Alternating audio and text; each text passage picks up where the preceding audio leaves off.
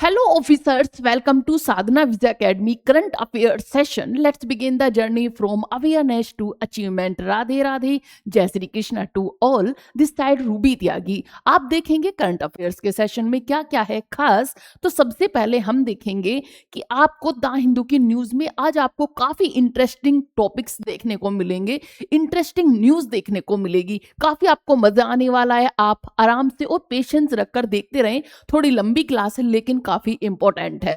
सबसे पहले आप देखेंगे दो कंट्रीज को आपको देखना है कि कौन सी कहां पर लाई करती है. जो मेरी करंट अफेयर्स की क्लास पहले देखते होंगे उन्हें सबको पता होगा कि कहां पर पड़ता है कौन सा देश. मैंने आपको साउथ अमेरिका, नॉर्थ अमेरिका सब कुछ आपको डिटेल में पढ़ाया हुआ है.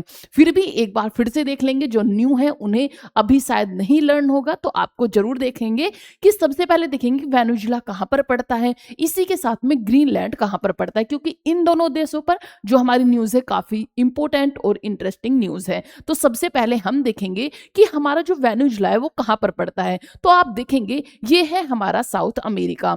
आपको मैंने साउथ अमेरिका बताया था कि साउथ अमेरिका कहां पर पड़ता है. तो ये है हमारा साउथ अमेरिका. अब साउथ अमेरिका में कौन सा देश कहां पर पड़ता है मैं हर बार आपको मैप, कभी रफली मैप बनाकर बताती हूँ या फिर जैसे हम मैप लेकर आते हैं उसमें हम साउथ अमेरिका, नॉर्थ अमेरिका के सभी कंट्रीज देख चुके हैं, सेंट्रल अमेरिका के देख चुके हैं. तो एक बार आप देखेंगे फटाफट से. सबसे पहले जो आपको ये देश, ये बाउंड्री दिख रही है, ये है चिली देश की. चिली देश और अर्जेंटीना की ये बाउंड्री है जहां पर जो एडीज पर्वत है वो आपको देखने को मिलेगा और इन दोनों को डिवाइड करता है कौन सा एडीज पर्वत. यहां से इनकी एक सीमा भी मान लीजिए कि इनकी जो बाउंड्री को शेयर करता है या फिर बाउंड्री बनाता है वो एडीज पर्वत बनाता है. तो इधर आपको देखने को मिलेगा ये चिली देश और इधर आपको अर्जेंटीना देखने को मिलेगा. ये क्या हुआ? अर्जेंटीना. इसी के साथ में अगर आप यहां पर देखेंगे तो आपको ये देखने को मिलेगा उरुग्वे, इधर आपको पैराग्वे देखने को मिलेगा, ये बोलिविया देखने को मिलेगा, इधर आपको ये पेरू देखने को मिलेगा, ये कंबोडिया देखने को मिलेगा. इसी के पास में यहां पर ये उरुग्वे देखने को मिलेगा. कंबोडिया के बाद इधर आप देखेंगे ये वेनेजुएला देखने को मिलेगा, इधर गुआना देखने को मिलेगा, ये सूरीनाम और ये फ्रेंच गुआना आपको देखने को मिलेगा. और बीच में आप देखेंगे ब्राजील देश. कौन सा? ब्राजील देश जो हमारा है वेनेजुएला. वेनेजुएला कहां पर पड़ता है? जो वेनेजुएला है हमारा, यहां पर आप देखेंगे ये है वेनेजुएला. अब वेनेजुएला में क्या हुआ, साथ ही साथ वेनेजुएला के साथ आप ये भी देखेंगे कि ये है हमारा नॉर्थ अमेरिका. और नॉर्थ अमेरिका में अगर आप देखेंगे तो ये जो स्टेट है ये है यूनाइटेड स्टेट. कौन सा? United state. United state means America है. अमेरिका का कुछ पार्ट यहाँ पर ये अलास्का के रूप में भी है और ये हुआ अमेरिका. इधर आपको मैक्सिको देखने को मिलेगा, ये देखने को मिलेगा कनाडा आपको.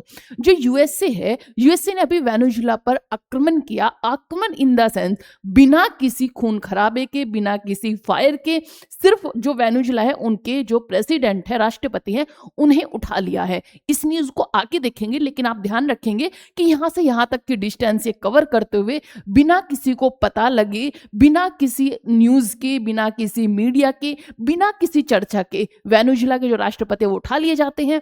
जब वो अमेरिका पहुंच जाते हैं तब इस चीज का खुलासा होता है कि जो वेनेजुएला है वहां के राष्ट्रपति और उनकी वाइफ को उठा लिया गया है. मींस उन्हें अरेस्ट कर लिया गया है अमेरिका के द्वारा. ये हुआ. इधर आपको मैंने आपको ये बताया ही था, ये है अफ्रीका. इधर आपको यूरोप देखने को मिलेगा, यहाँ पर आपको एशिया देखने को मिलेगा. एशिया में आपको चाइना देखने को मिलेगा, हमारा प्यारा इंडिया, और यहाँ पे रशिया भी देखने को मिलेगा, पाकिस्तान देखने को मिलेगा, इधर बांग्लादेश, श्रीलंका ये भी देखने को मिलेंगे. फिर आप देखेंगे एशिया के ही जस्ट अगर आप देखेंगे जस्ट आपको साउथ ईस्ट में देखने को मिलेगा ऑस्ट्रेलिया, जो कि ऑस्ट्रेलिया देखने को मिलेगा. ऑस्ट्रेलिया के ही साउथ में आपको अटलांटिका देखने को मिलेगा. तो ये है हमारे 7 कॉन्टिनेंट और इसी में मैंने कुछ आपको इंपॉर्टेंट बता दिया है. नेक्स्ट चलते हैं पहली न्यूज पर. पहली न्यूज में है क्या हुआ है कि जो ट्रंप है उन्होंने असर्ट किया है India cut import of Russian crude to please him. अब इन्होंने क्या कहा है कि ट्रंप अपने बयानबाजी पर काफी सुर्खियों में बने रहते हैं. कोई ना कोई ये अपना बयान ऐसा दे ही देते हैं जिससे ये सुर्खियों में बन जाते हैं. अभी क्या हुआ है, अभी इन्होंने क्या कहा कि भारत पर फिर से एक टिप्पणी की है. टिप्पणी क्या की है तो यहां आप देखेंगे कि इन्होंने कहा है he means prime minister Modi knew I was unhappy and it was important to make me happy. They do trade and we can no raise tariffs on them very quickly and it would be bad for them. Donald Trump, इन्होंने कहा है कि जो भारत के prime minister हैं मोदी जी, वो ऐसा कुछ भी काम नहीं करेंगे जिससे कि ट्रंप खुश ना हो, मीन्स वो पर्सन ना हो। इसीलिए उन्होंने ट्रंप की खुशी के लिए, ट्रंप को ये दिखाने के लिए कि हम आपसे कोई दुश्मनी नहीं लेना चाहते, आपको खुश करना चाहते हैं, इसीलिए उन्होंने रशिया से जो ऑयल वो खरीदते हैं उसे कम कर दिया है। ट्रंप का कहना है कि मोदी ने मुझे खुश करने के लिए ये जो रशिया से ऑयल खरीदते हैं उसे कम कर दिया है। ये किसका बयान है? ये ट्रंप का बयान आया है। इन सब चीजों में आप देखेंगे थोड़ा सा यहाँ पर कि इन्होंने ये कहा, इनकी ये न्यूज हुई। सेकंड न्यूज देखते हैं। मैंने इसमें सिर्फ अपने आप से, मैंने अब की बार आपको लिखकर नहीं दिया है, सिर्फ बताती हुई चलूंगी कि कौन सी न्यूज कहां पे, जहां पे लिखने की जरूरत है मैंने वहां लिख दिया है, आप उसे याद रखेंगे। इसमें इस टेक्स्ट में बस अभी इतना ही है कि इन्होंने इस तरह की अपनी बयानबाजी की है। अब इस पर हमारा भारत क्या इसका रिप्लाई करेगा, क्या चीजें करेगा, वो देखेंगे। जबकि आगे मैं एक न्यूज पढ़ाऊंगी, उसमें आप देखेंगे कि नवंबर 2025 में भारत ने सबसे ज्यादा जो क्रूड ऑयल है, जो ऑयल खरीदा है, वो सबसे ज्यादा नवंबर 2025 में खरीदा है। लेकिन ये इनकी हवाबाजी है और बयानबाजी है। नेक्स्ट न्यूज है हमारी Greenland PM says no more fantasies about एनजाइजेशन मींस एनेक्सिएशन। अब आप देखेंगे, मैंने आपको यहीं पर दिखाया था कि यहाँ आप अगर देखेंगे तो ये आपको ग्रीनलैंड देखने को मिलेगा। अब ग्रीनलैंड से आप देखेंगे यहाँ है यूएसए और ये है ग्रीनलैंड। यूएसए चाहता है ग्रीनलैंड पर अपना अधिकार, ग्रीनलैंड को वो अपना बनाना चाहता है, क्योंकि ये काफी यहाँ पर अपने एक शक्ति को बढ़ाने के लिए, जो यूएसए है अपनी शक्ति को जिससे कि बढ़ा सके, उसका प्रचार कर सके और दुनिया को दिखा सके कि वो कितना शक्तिशाली है, इसलिए वो चाहता है कि ग्रीनलैंड को भी वो अपना बना ले। तो ट्रंप ने एक और बयानबाजी की जब उन्होंने वेनेजुएला के राष्ट्रपति को उठा लिया, उन्हें गिरफ्तार करा लिया। तो इसके बाद वेनेजुएला पे तो इनका अब शासन चल ही गया है, अभी के लिए इनका शासन है कि अमेरिका अभी शासन करेगा। लेकिन उन्होंने जब उनसे पूछा गया कि ग्रीनलैंड के लिए आपका क्या कहना है, तो उन्होंने कहा कि हम ग्रीनलैंड को भी देख रहे हैं और जल्द ही हम इस पर भी अपना हक जमा लेंगे, इसे भी अपने कंट्रोल में कर लेंगे। लेकिन उसी के बदले में जो डेनमार्क के प्रधानमंत्री हैं, उन्होंने अपना रिप्लाई दिया। उन्होंने कहा कि अब ये डर, जो धमकियां हैं या फिर जो दबाव है, इससे हम डरने वाले नहीं हैं, क्योंकि ग्रीनलैंड पर डेनमार्क का अधिकार है, डेनमार्क के क्षेत्र में आता है। लेकिन ग्रीनलैंड अपना एक स्वतंत्र जो देश है, वो स्वतंत्र है। तो उन्होंने कहा है कि इसके लिए कोई भी हम पर दबाव नहीं बना सकता है, हम धमकियों से डरने वाले नहीं हैं। और ग्रीनलैंड सिर्फ एक स्वतंत्र देश है और स्वतंत्र ही रहेगा। उस पर जो भी कानून बनाने का हक है वो डेनमार्क का है, और अगर हमें जरूरत पड़ेगी तो हम नाटो से भी हेल्प लेंगे। ये सब चीजें कही आप यहां देख लेंगे कि उन्होंने कहा बहुत हो चुकी धमकियां और दबाव। यहां से देखेंगे कि बहुत हो चुके धमकियां और दबाव कहा किसने है, तो ये कहा है जो ग्रीनलैंड के प्रधानमंत्री है जेन्स जो फ्रेडरिक नील्सन है। आप याद रखें ग्रीनलैंड के प्रधानमंत्री कौन है, जेन्स फ्रीडरिक नील्सन ने साफ शब्दों में कहा है कि धमकियों और दबाव विलय की बातों का दोस्तों के बीच कोई स्थान नहीं है। यह बयान उन्होंने सोशल मीडिया पर दे दिया है। इसी के साथ में अमेरिका के जो राष्ट्रपति हैं डोनाल्ड ट्रंप ने एक बार फिर ग्रीनलैंड को अमेरिका द्वारा हासिल करने की बात दोहराई। ट्रंप ने इंटरव्यू में क्या कहा कि अमेरिका को रक्षा के लिए ग्रीनलैंड की जरूरत है। इस बयान पर डेनमार्क और यूरोप के कई देशों ने बड़ी कड़ी प्रतिक्रिया दी। इसी के साथ में किस किस ने इस पर प्रतिक्रिया दी, तो आप देखेंगे कि जो डेनमार्क ग्रीनलैंड है, वो डेनमार्क जिसके अधीन ग्रीनलैंड एक स्वायत्त क्षेत्र है। इसी के साथ में अगर आप देखेंगे तो जर्मनी के जो विदेश मंत्री हैं योहान वाडेफुल ने कहा कि ग्रीनलैंड डेनमार्क का हिस्सा है और जरूरत पड़ने पर नाटो उसकी सुरक्षा को मजबूत करेगा। ये चर्चा हुई। इसी के साथ में ब्रिटेन के प्रधानमंत्री ने भी कहा, जो कीर स्टारमर ने भी कहा कि ग्रीनलैंड और डेनमार्क को ही भविष्य का फैसला करने का अधिकार है, उस पर कोई और देश अपनी प्रतिक्रिया ना दे और ना ही कोई अधिकार जताए। ये थी ग्रीनलैंड से। मीन्स ऐसा होता है ना कि आप अगर किसी देश को या कहीं पर एक बार हक जमा दो या फिर वहां पर अपनी प्रभुत्व या शक्ति का प्रदर्शन कर दो, तो हम अपने आप को सर्वशक्तिमान समझने लगते हैं। अब ट्रंप को वही जो गलती है वो उन्हें रियलाइज हो रही है, रियलाइज नहीं सॉरी, वो जो गलती है ना उन्हें वो सच दिखाई दे रहा है कि अगर उन्होंने वेनेजुएला के राष्ट्रपति को उठा लिया है तो वही कहीं पर भी अपना ये दबदबा बना सकते हैं। यही सब चीजें इसीलिए उन्होंने इतनी बड़ी जो बात है ग्रीनलैंड पर कह दी है। और आप देखोगे वेनेजुएला के राष्ट्रपति को उठाना भी अपने आप में एक बहुत ही बड़ी न्यूज है। इस न्यूज को हम नेक्स्ट में देखेंगे। यहाँ पर आप देख ही रहे होंगे कि जो मादुरो है, मादुरो को न्यूयॉर्क की जेल में जो VP to take over in Caracas, जो वेनेजुएला की राजधानी है वो है काराकास। काराकास से उन्हें उठाया गया है मादुरो को, और बिना किसी न्यूज के, बिना किसी अफरा तफरी के या किसी भी सैन्य शक्ति के वहां पर इनकी जो मिलिट्री है वो गई और वहां से उन्हें उठाकर ले आती है। अब इसमें क्या किया गया, ऐसा कैसे हो गया कि मीडिया को बिना पता लगे या फिर किसी भी इंफॉर्मेशन के उन्हें उठा लिया गया? तो वो है अमेरिका के जितने भी ऐप है, इंस्टाग्राम हो, जितना भी सोशल मीडिया पर अमेरिका का जो अधिकार है उसी का ये सब लेना देना है। मीन्स उन्हें एकदम से बंद कर दिया गया जिससे कि किसी को कुछ पता ना चले, और वहां के राष्ट्रपति को उठा लिया गया। उन्हें काराकास से उठाया गया और अब न्यूयॉर्क में रखा गया है। उन पर जो ड्रग्स तस्करी है उसके केसेस डाले गए हैं कि भाई ड्रग जो तस्करी थी उन्हें ये बहुत ज्यादा बड़ी मात्रा में कर रहे थे, इन्हें कितनी बार रोका भी गया, इन्हें इन चीजों के लिए आगाह किया गया था, लेकिन उन्होंने नहीं माना, इसलिए इन्हें उठा लिया गया क्योंकि इन्होंने उन राइट्स का पालन नहीं किया। इसके बारे में थोड़ा आप यहां देखेंगे कि निकोलस मादुरो की गिरफ्तारी, जो कि वेनेजुएला के राष्ट्रपति हैं, उन्होंने अमेरिका सेना द्वारा एक गुप्त सैन्य ऑपरेशन की, ये जो हुआ था ऑपरेशन, ये गुप्त सैन्य ऑपरेशन था, और इसी में यह ऑपरेशन अमेरिकी जो संसद है उन्हें भी नहीं पता था। बिना किसी इंफॉर्मेशन के ये जो ऑपरेशन है किया गया। इसी के साथ में मादुरो हैं उनको न्यूयॉर्क में ले जाकर जेल में रखा गया है। अमेरिका ने उन पर कौन सा नार्को टेररिज्म क्या होता है, ड्रग्स और आतंकवाद से जुड़े आरोप लगाए हुए हैं। आप जानोगे वेनेजुएला की 91% जो जनता है वो भूख से मर रही है। मीन्स वहां पर बहुत ज्यादा महंगाई बढ़ रही है।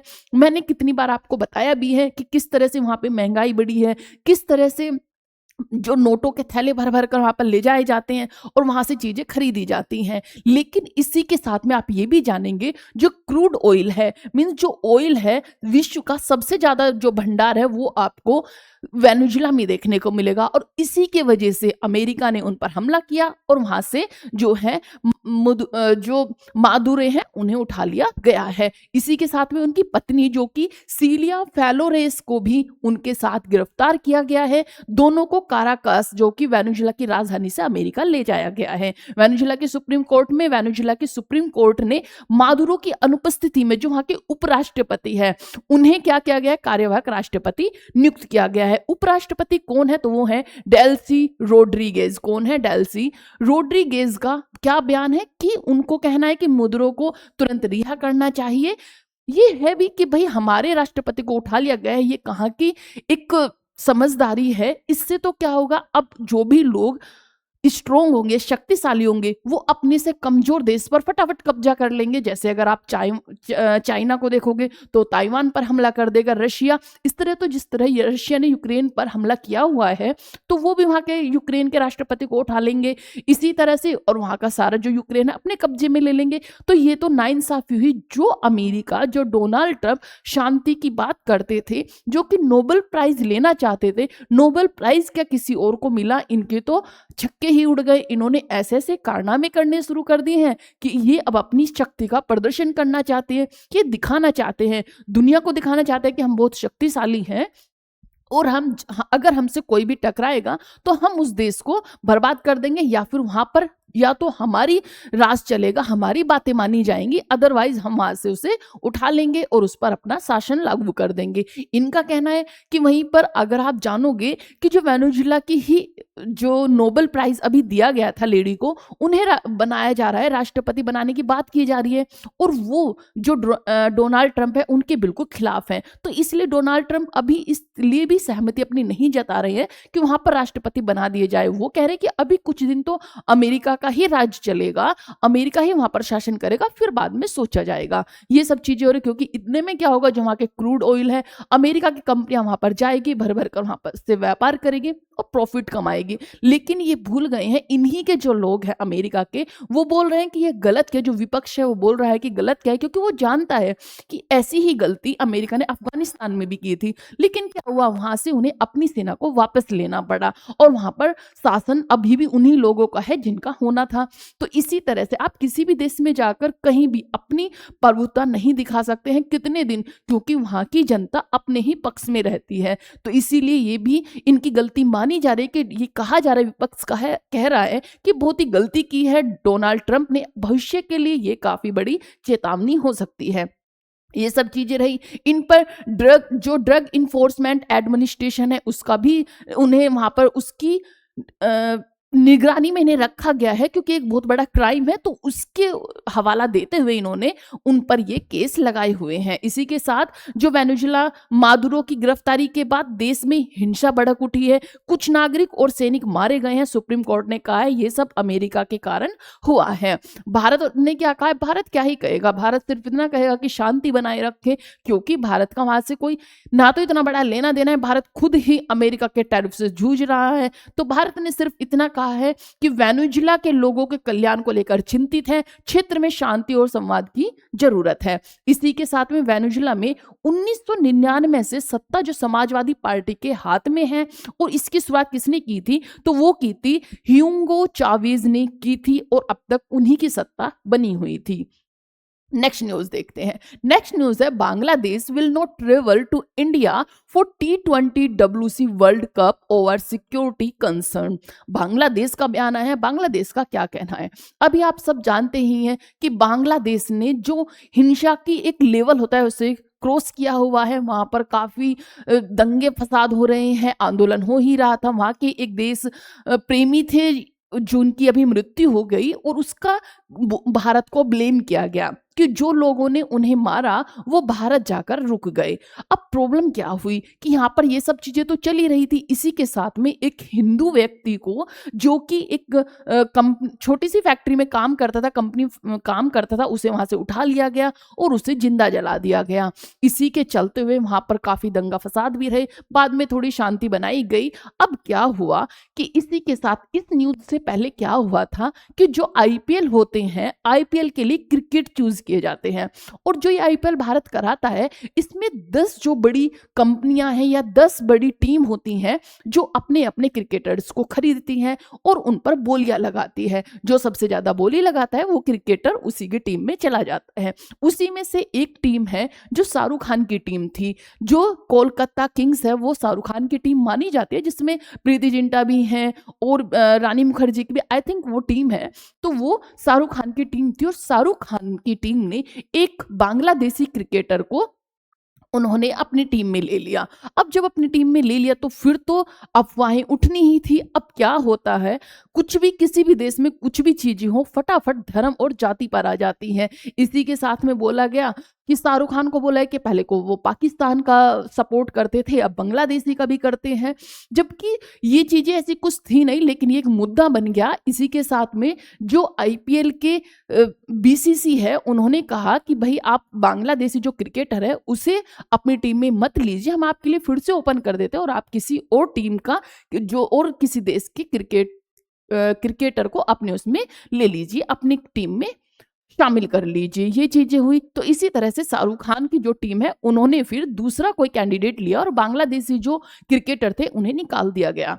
अब उन्हें जब निकाला गया तो इसी के चलते हुए अब हमारा जो T20 वर्ल्ड कप होना था, बांग्लादेश की जो टीम है, जो वहां की काउंसिल है, बांग्लादेश की क्रिकेट काउंसिल है, उन्होंने बोला कि हमारी जो टीम है वो भारत में खेलने नहीं आएगी, क्योंकि हमें जो हमारी टीम है उसे सेफ्टी की वजह से, हमारी टीम की सेफ्टी की वजह से हमारी टीम को खतरा हो सकता है, इसलिए हम भारत में नहीं भेजेंगे। अब बात ये कहां तक सही है कि गड़बड़ तो हुई है। अगर किसी देश के क्रिकेटर को आप अपनी टीम से निकालोगे तो वहां से एक्शन आना बनता है। उन्होंने भी अपना एक्शन लिया है, लेकिन प्रॉब्लम ये है कि भारत से उन्हें कैसे कोई प्रॉब्लम हो सकती है, जब क्योंकि अगर वो पाकिस्तान से अपनी कंपेयर कर रहा है तो पाकिस्तान ने भारत में आतंकवाद कराए हैं, काफी भारत और पाकिस्तान के 36 के आंकड़े रहे हैं। इसी की वजह से पाकिस्तान ने ये बोला था कि हम भारत में नहीं आएंगे, हमारी जो टीम है वो खेलने भारत नहीं जाएगी, क्योंकि उससे पहले भारत की टीम ने मना कर दिया था कि वो पाकिस्तान खेलने नहीं जाएगी। आपने देखा भी होगा जो वर्ल्ड कप हमारा हुआ था उसमें भारत के क्रिकेटर ने ट्रॉफी जीती थी, लेकिन पाकिस्तानी जो वहां के कोच थे उनके हाथों से उन्होंने वो ट्रॉफी नहीं ली। इसी की वजह से वो ट्रॉफी छोड़कर आ गए थे, आईसीसी की जो ट्रॉफी हुई थी। अब प्रॉब्लम वहां से ये है कि अभी तो हम पाकिस्तान से लड़ ही रहे हैं, मीन्स पाकिस्तान का मैच हम बाहर करा रहे हैं। तो अब जो ये T20 होगा इसमें हमारे 50 जो हमारे 50 मैच होंगे, उनमें से कम 20 मैच हमारे बाहर होंगे, मीन्स न्यूट्रल जगह होंगे। जैसे कि श्रीलंका में आपने देखा होगा कि हमारा दुबई में कराए गए थे पाकिस्तान और भारत के क्रिकेट जो मैच थे। अब इधर बांग्लादेश का भी आ गया है, बांग्लादेश को भी लगा कि हम भी भारत नहीं जाएंगे, हमें भी बाहर ही कराना होगा। लेकिन बांग्लादेश क्यों भूल रहा है कि बांग्लादेश को आजाद भारत ने कराया। बांग्लादेश की जो आजादी है उसमें भारत का बहुत बड़ा हाथ है। इसी के साथ में किसी भी दंगा फसाद में भारत का कोई हाथ नहीं है। हाँ, बांग्लादेशी जो लोग हैं वो इस चीज का ब्लेम करते रहते कि भारत ने किया है, लेकिन ऐसा कुछ भी नहीं है। शेख हसीना अगर हमारे देश में आई है तो हमारा कर्तव्य बनता है कि अगर कोई दूसरा बंदा हमारे देश से ये आशा रखता है कि हमें वहां पर सुरक्षा मिलेगी तो हमारा कर्तव्य है उन्हें सुरक्षा देना। अब वो उस देश में किस तरह से देखा जा रहा है वो हमारी हेडेक नहीं है, वो आपको भी सोचना चाहिए कि आप ही के लोग अगर हमारे देश में आए, हम उन्हें शरण दे रहे हैं, ना कि हम कुछ बढ़ावा कर रहे हैं। हम भी चाहते हैं कि बांग्लादेश में शांति बनी रहे, कोई भी इशू क्रिएट ना हो। बांग्लादेश से हमारी कोई भी ऐसी, ना तो पहले से ही हमारा 36 का आंकड़ा है, बांग्लादेश के लिए हमारा एक भाईचारा वाला प्रेम है और हम बिल्कुल नॉर्मल उससे अपने रिलेशंस रखना चाहते हैं। लेकिन कंडीशंस इतनी बिगड़ रही है, किस वजह से बिगड़ रही है, कौन बिगाड़ रहा है, ये तो सब जानते ही हैं। लेकिन इसके बावजूद भी अभी जो आया है कि बांग्लादेश की टीम अब भारत खेलने नहीं आएगी, तो किस लिए कि सिर्फ सिक्योरिटी कंसर्न की वजह से बांग्लादेश की जो टीम है वो न्यूट्रल जगह उनके क्या होंगे, मैचेस होंगे। मींस जिस तरह से भारत पाकिस्तान के हो रहे हैं इसी तरह से अब बांग्लादेश और भारत के मैच होंगे। तो ये सब चीजें इस न्यूज में है। यहाँ पे आप देख सकते हैं कि T20 वर्ल्ड कप 2026 का जो पुरुषों वाला होगा भारत और श्रीलंका के संयुक्त मेजबानी में आयोजित होना है। टूर्नामेंट की तारीख कब है, तो ये होगा 7 फरवरी से 8 मार्च के बीच में। बांग्लादेश क्रिकेटर बोर्ड जो है BCB का फैसला है कि मौजूदा हालात में बांग्लादेश की टीम भारत की यात्रा नहीं करेगी। कारण क्या दिया कि सुरक्षा और खिलाड़ियों की सेफ्टी को लेकर चिंता BCB ने इंटरनेशनल क्रिकेट काउंसिल ICC से औपचारिक अनुरोध किया है। ये बात हुई। इसी के साथ में अगर आप देखेंगे तो ये सब चीजें हैं कि भाई BCB ने कहा है कि भारत बांग्लादेश सुरक्षा की वजह से वहां पर क्रिकेट टीम नहीं खेलने आएगी। जो न्यूट्रल वैल्यू है वो कहां पर है, जैसे कि श्रीलंका या फिर अन्य देशों में ये होगी। कुल 55 मैच जो ये मैच होने हैं, कुल 55 मैचों के इस टूर्नामेंट में 20 मैच कहां पर होने हैं, श्रीलंका मेजबानी करेगा। इनमें पाकिस्तान के सभी मैच भी शामिल हैं। Bharat Pakistan match ICC events में न्यूट्रल वेन्यू पर कराए जा रहे हैं 2028 तक, कि वो पाकिस्तान के जो क्रिकेटर है वो भारत में नहीं आएंगे, तो उनके न्यूट्रल रखने के लिए श्रीलंका में मैच होंगे। 55 मैच में से 20 मैच श्रीलंका कंडक्ट कराएगा। ये बातें हुई। अब चलते हैं नेक्स्ट पर। India's Russian oil imports at 6 month high in November. मैंने आपको बताया कि लास्ट के 6 महीनों में नवंबर में भारत ने सबसे ज्यादा क्रूड ऑयल खरीदा है रशिया से। हमारा जो 50% ऑयल है उसकी पूर्ति रशिया और अमेरिका करता है। मीन्स रशिया से हमने 35% ऑयल खरीदा है और 12-13% हमने खरीदा है अमेरिका से। मीन्स 50% हमारा रशिया और अमेरिका से ही होता है, बाकी अदर से होता है। तो ये सब चीजें रही, ये हमने बताया गया। जबकि आप सब जानते हैं कि ट्रंप ने भी क्या कहा है कि रशिया से ऑयल कम इसलिए खरीद रहा है भारत जिससे कि वो ट्रंप को खुश कर सके और ट्रंप से कोई भी प्रॉब्लम क्रिएट ना कराए, ना ही और वो टैरिफ से डरता है। ये सब चीजें देखी गई। आप देखेंगे 2025 में इंडिया ने रशिया से कच्चे तेल का आयात जो मात्रा है वो दोनों, जो मात्रा और वैल्यू दोनों हिसाब से 6 महीनों में सबसे ज्यादा किया है। भारत के कुल आयात में रूसी तेल की हिस्सेदारी कितनी है, 35% है। इसी के साथ में जो हमारा 7.7 मिलियन टन कच्चा तेल रूस से आयात किया गया है, 2024 की तुलना में लगभग 7% अधिक रहा है 2025 में। नेक्स्ट देखेंगे तो नेक्स्ट में आप देखोगे कि हमारा जो रूस से है लगभग 3.7 अरब डॉलर का तेल खरीदा गया। इसी के साथ 34% लगभग रहा है अमेरिका और रशिया से। अमेरिका और रशिया से भारत कितना 50% मीन्स आधा तेल वहां से खरीदता है, 35% रशिया से और 13% खरीदा है हमने अमेरिका से। 50% की आपूर्ति हमारी कहाँ कहाँ से होती है? रूस से और अमेरिका से होती है। इसी के साथ में हमारी next news, Delhi NCR resident seek UNESCO tag for the Aravalli range. आप सब जानते हैं अरावली रेंज पे हमने क्लास भी बनाई थी कि अरावली को सेफ करने के लिए आंदोलन किया जा रहा है, उससे बचाव के लिए आंदोलन किया जा रहा है। तो अब जो हमारे नागरिक हो क्या मांग कर रहे हैं कि जो हमारी अरावली रेंज है उसे यूनेस्को में शामिल करा दिया जाए। उससे क्या होगा, जो यहाँ पे खनन हो रहा है या फिर जो चीजें हो रही है वो अंतर्राष्ट्रीय मुद्दा हो जाएगा, और जब यूनेस्को में ये चीजें शामिल हो जाती हैं तो ये जो खनन है ये सब चीजें रुक जाएगी और अरावली सेफ हो जाएगी। तो ये सब चीजें कही गई है। आप यहाँ देख लेंगे कि दिल्ली एनसीआर के कई निवासी जो कि महिला और बच्चे भी शामिल हैं, गुरुग्राम के सेक्टर 54 में अरावली पर्वत श्रृंखला को बचाने के लिए जन जागरूकता अभियान में शामिल हुए हैं, एकत्र हुए हैं। अरावली पर्वत श्रृंखला जो 4 राज्यों कहाँ कहाँ पर फैली, आपको मैंने बताया था। अरावली जो हमारी पहाड़ी है वो दिल्ली, राजस्थान, हरियाणा और गुजरात में फैली हुई है।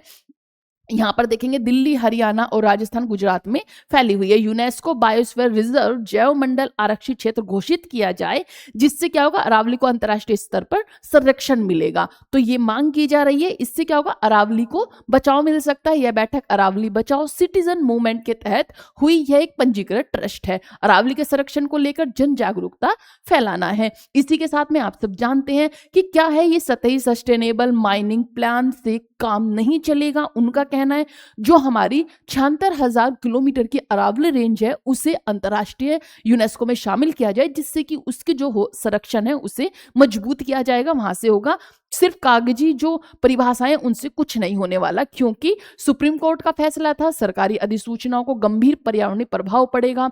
अरावली की कमजोर सुरक्षा के कारण क्या क्या होगा, वायु प्रदूषण होगा, जल संकट आ सकता है, जैव विविधता के नुकसान बढ़ेंगे। क्योंकि जो एनसीआर का AQI है, मैंने आपको अभी बताया था कि एनसीआर का जो पोल्यूशन है, जो प्रदूषण, वो काफी हाई लेवल पर पहुंच गया है। यहाँ पर 500 दिया हुआ है, लेकिन 900 से भी ऊपर कूद चुका है। इसलिए अरावली का संरक्षण करना काफी इंपॉर्टेंट है। एनसीआर में IQI 900 तक पहुंच रहा है। अरावली के क्षरण से, पेड़ों की कटाई से, खनन गतिविधियों से जुड़ा हुआ है। इसका कारण यही है, इतने प्रदूषण में रहने वाले नागरिकों का भविष्य क्या होगा, ये चिंता जताई जा रही है। इसलिए क्या कहा जा रहा है कि भाई अरावली बचाओ अभियान चलाया गया है। अरावली पर्वत श्रृंखला क्या है, दुनिया की सबसे प्राचीन पर्वत श्रृंखलाओं में से एक है। उत्तर भारत के लिए प्राकृतिक जो ग्रीन वॉल है उसे अरावली को माना जाता है। रेगिस्तान के विस्तार को रोकने वाली भी ढाल बनती है। मैंने आपको बताया भी था किस तरह से वो रेगिस्तान की धूल मिट्टियों को रोकती है, किस तरह से वो बारिश कराती है, किस तरह से उत्तराखंड इलाके में, हिमाचल प्रदेश के में जो बाढ़ आती है, प्रलय को रोकने में जो हमारी अरावली काफी बड़ी अपनी भूमिका निभाती है। प्रदूषण नियंत्रण करती है, भूजल संरक्षण करती है, जलवायु संतुलन में अहम भूमिका निभाती है। ये हमारी हुई। इसके साथ में अब चलते Himachal. CM meets dead college student family, promises transparent probe. अब क्या हुआ है हिमाचल प्रदेश में कि अभी भी रैगिंग के इतने केस देखे जा रहे हैं। जब रैगिंग को, आप सब जानते हैं कि कॉलेज में रैगिंग करना बैन है, इसके बावजूद हिमाचल प्रदेश के कॉलेज में रैगिंग की गई और उसके वजह से एक लड़की की मृत्यु हो गई।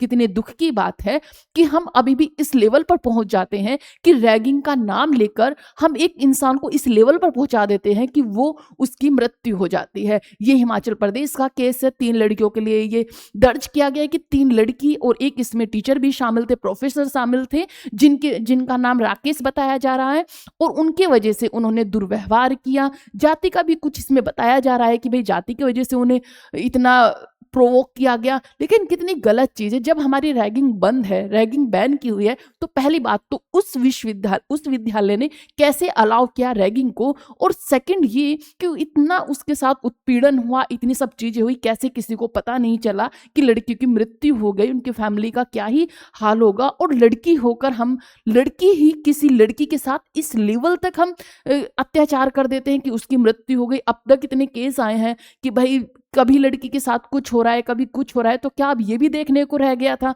कि लड़कियां ही अब लड़कियों के साथ में इस लेवल पर पहुंच जाएंगी कि उनकी मृत्यु हो जाए? तो बड़ी ही दुख की बात है।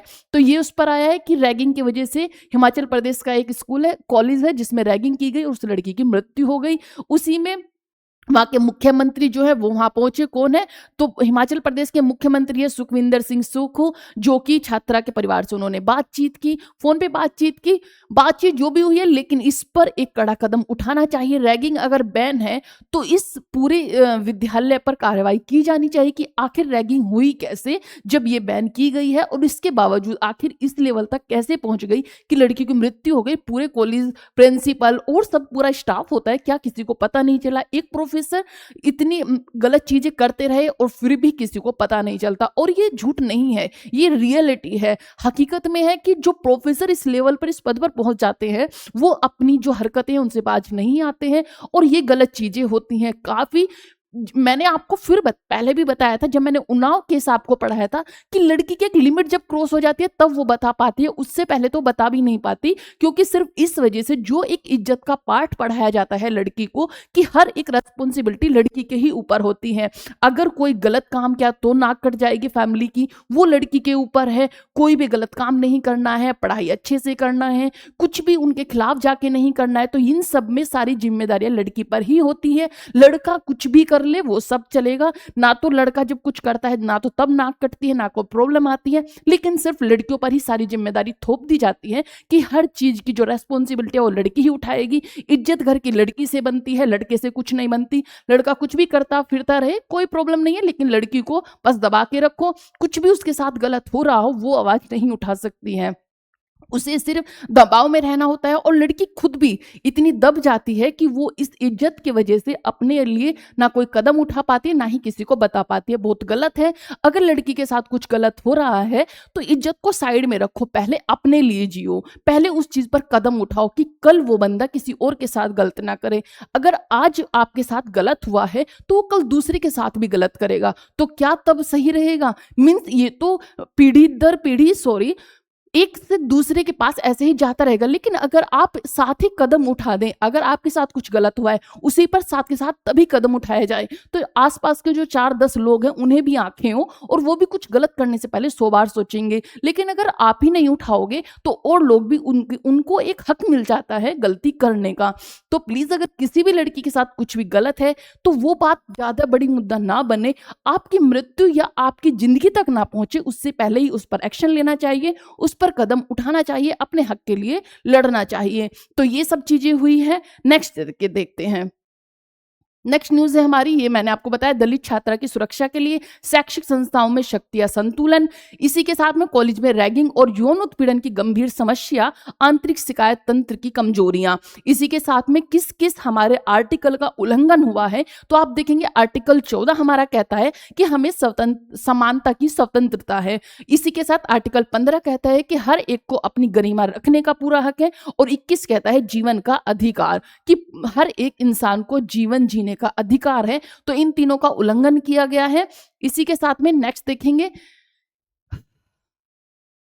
नेक्स्ट है हमारी न्यूज है, नेक्स्ट देखेंगे कि usual genetic code in Antarctica microbes yield rare amino acid. Rare amino acid क्या होते हैं? रेयर वो चीजें होती है जो रेयर ही मींस मुश्किल से पाई जाती हैं। अब रेयर अमीनो एसिड क्या है कि अट्लांटिका में ऐसे कोड देखे गए हैं, जैसे कि कुछ हमारे कैंडोन होते हैं, उसमें क्या होते हैं कि हमारे होते हैं, जैसे कि हमारे 60 कैंडोन होते हैं, उसमें 20 हमारे अमीनो एसिड होते हैं, और उसी के साथ हमारी 3 जो कोड होते हैं जैसे ए टी जी हुए, और इन सबको मिलाकर हमारे कोड बनते हैं। तो हम मानते हैं कि जो कोड होते हैं यूनिवर्सल होते हैं, मींस सबके डीएनए के कोड जो बनते हैं वो एक तरह से ही बनते हैं। लेकिन अभी देखा गया अटलांटिका में कि कुछ डिफरेंट वहां पर पाया गया है, और ये पहली बार देखा गया है कि किसी जीव में कोड डिफरेंट पाए गए हैं।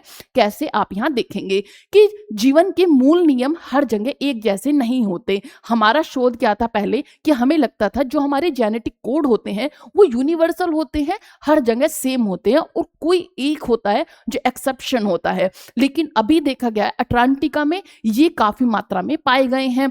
इसी के साथ जो डीएनए होते हैं, हमारे प्रोटीन बनाने के नियम लगभग सार्वभौमिक मींस यूनिवर्सल होते हैं, लेकिन इस शोध में यह धारणा तोड़ दी है। तो इसीलिए ये इंपॉर्टेंट, और इसीलिए मैं ये न्यूज लेकर आई हूं कि हमें पता होना चाहिए, साइंस से भी रिलेटेड हमें चीजें पता होनी चाहिए कि कहां पर क्या क्या चीजें चल रही हैं, किस तरह से हमारे जो डीएनए कोड हैं वो बनते हैं, किस तरह से कौन कौन से एंटीजेंस होते हैं, वो सब हमें इनकी नॉलेज होनी चाहिए। सबसे पहले आप देखोगे, मैंने आपको बताया हमारे 4 कोड होते हैं, ए, टी, जी और सी। सॉरी, मैंने 3 बताए, 4 होते हैं। यहाँ पे आप देखेंगे डीएनए हमारे शरीर का निर्देश पुस्तिका होती है। निर्देश पुस्तिका मीन्स किस तरह से प्रोटीन बनेंगे, कितने बनेंगे, ये सब चीजें हमें हमारे जो डीएनए वो बताते हैं, और कब कब बनेंगे। ये किसका काम होता है? डीएनए का इंस्ट्रक्शंस होती है। डीएनए हमारे शरीर को निर्देश देते हैं, क्या क्या, कि कौन सा प्रोटीन बनेगा, कब बनेगा और कितना बनेगा। इसी में जो हमारे कंडोन होते हैं, कंडोन क्या होते हैं? डीएनए में 4 अक्षर होते हैं। कौन कौन से? ए, टी, जी, सी। ए से है एडेनिन, टी से है थाइमीन, जी से है ग्वानिन और सी से है साइटोसिन। ये 4 हमारे कोडोन होते हैं। इन चारों से मिलकर हमारे बनते हैं हमारे जो 3-3 के समूह में कैडोन बनते हैं। अब कैडोन कौन कौन से बनते हैं? 3 बनते हैं, जैसे एटीजी, टीटीए और टीजीए। ये तीनों हमारे कैडोन बनते हैं। किनसे? इन चारों से। सिर्फ ये 3 ही कैडोन बनते हैं जो बनाते हैं डीएनए कैडोन। इसके बाद क्या होता है? नेक्स्ट देखेंगे कि जो हमारे 64 कैडोन होते हैं उसमें से 61 कैडोन जो होते हैं हमारे, 61 कैडोन क्या बनाते हैं? 20 एमिनो एसिड। लेकिन जो हमने अभी देखा है उसमें क्या हुआ है? हमारे जो अभी डीएनए कैडोन पाए गए हैं उसमें हमारे 62 कैडोन पाए गए हैं और उसमें 21 एमिनो एसिड पाए गए हैं। 3 कैडोन हमारे होते हैं जो कि स्टॉप कैडोन होते हैं। मीन्स ये रोकते हैं कि जब हमारे डीएनए बनने शुरू होते हैं तो यहाँ पर आकर जो हमारे अब बाद में कैडोन बनते हैं वो उन्हें रोक देते हैं कि यहाँ पे अब ये स्टॉप हो गए हैं। तो इस तरह से हुआ। तो ये स्टॉप कैडोन का काम करते हैं, प्रोटीन बनाना रोक देते हैं। अब स्टॉप कैडोन कौन कौन से होते हैं? तो स्टॉप कैडोन होते हैं टीएए, टीजीए और टीजीए। ये 3 कैडोन होते हैं हमारे स्टॉप कैडोन, और 61 कैडोन होते हैं हमारे एमिनो, जो कि 20 एमिनो एसिड के कैडोन बनाते हैं।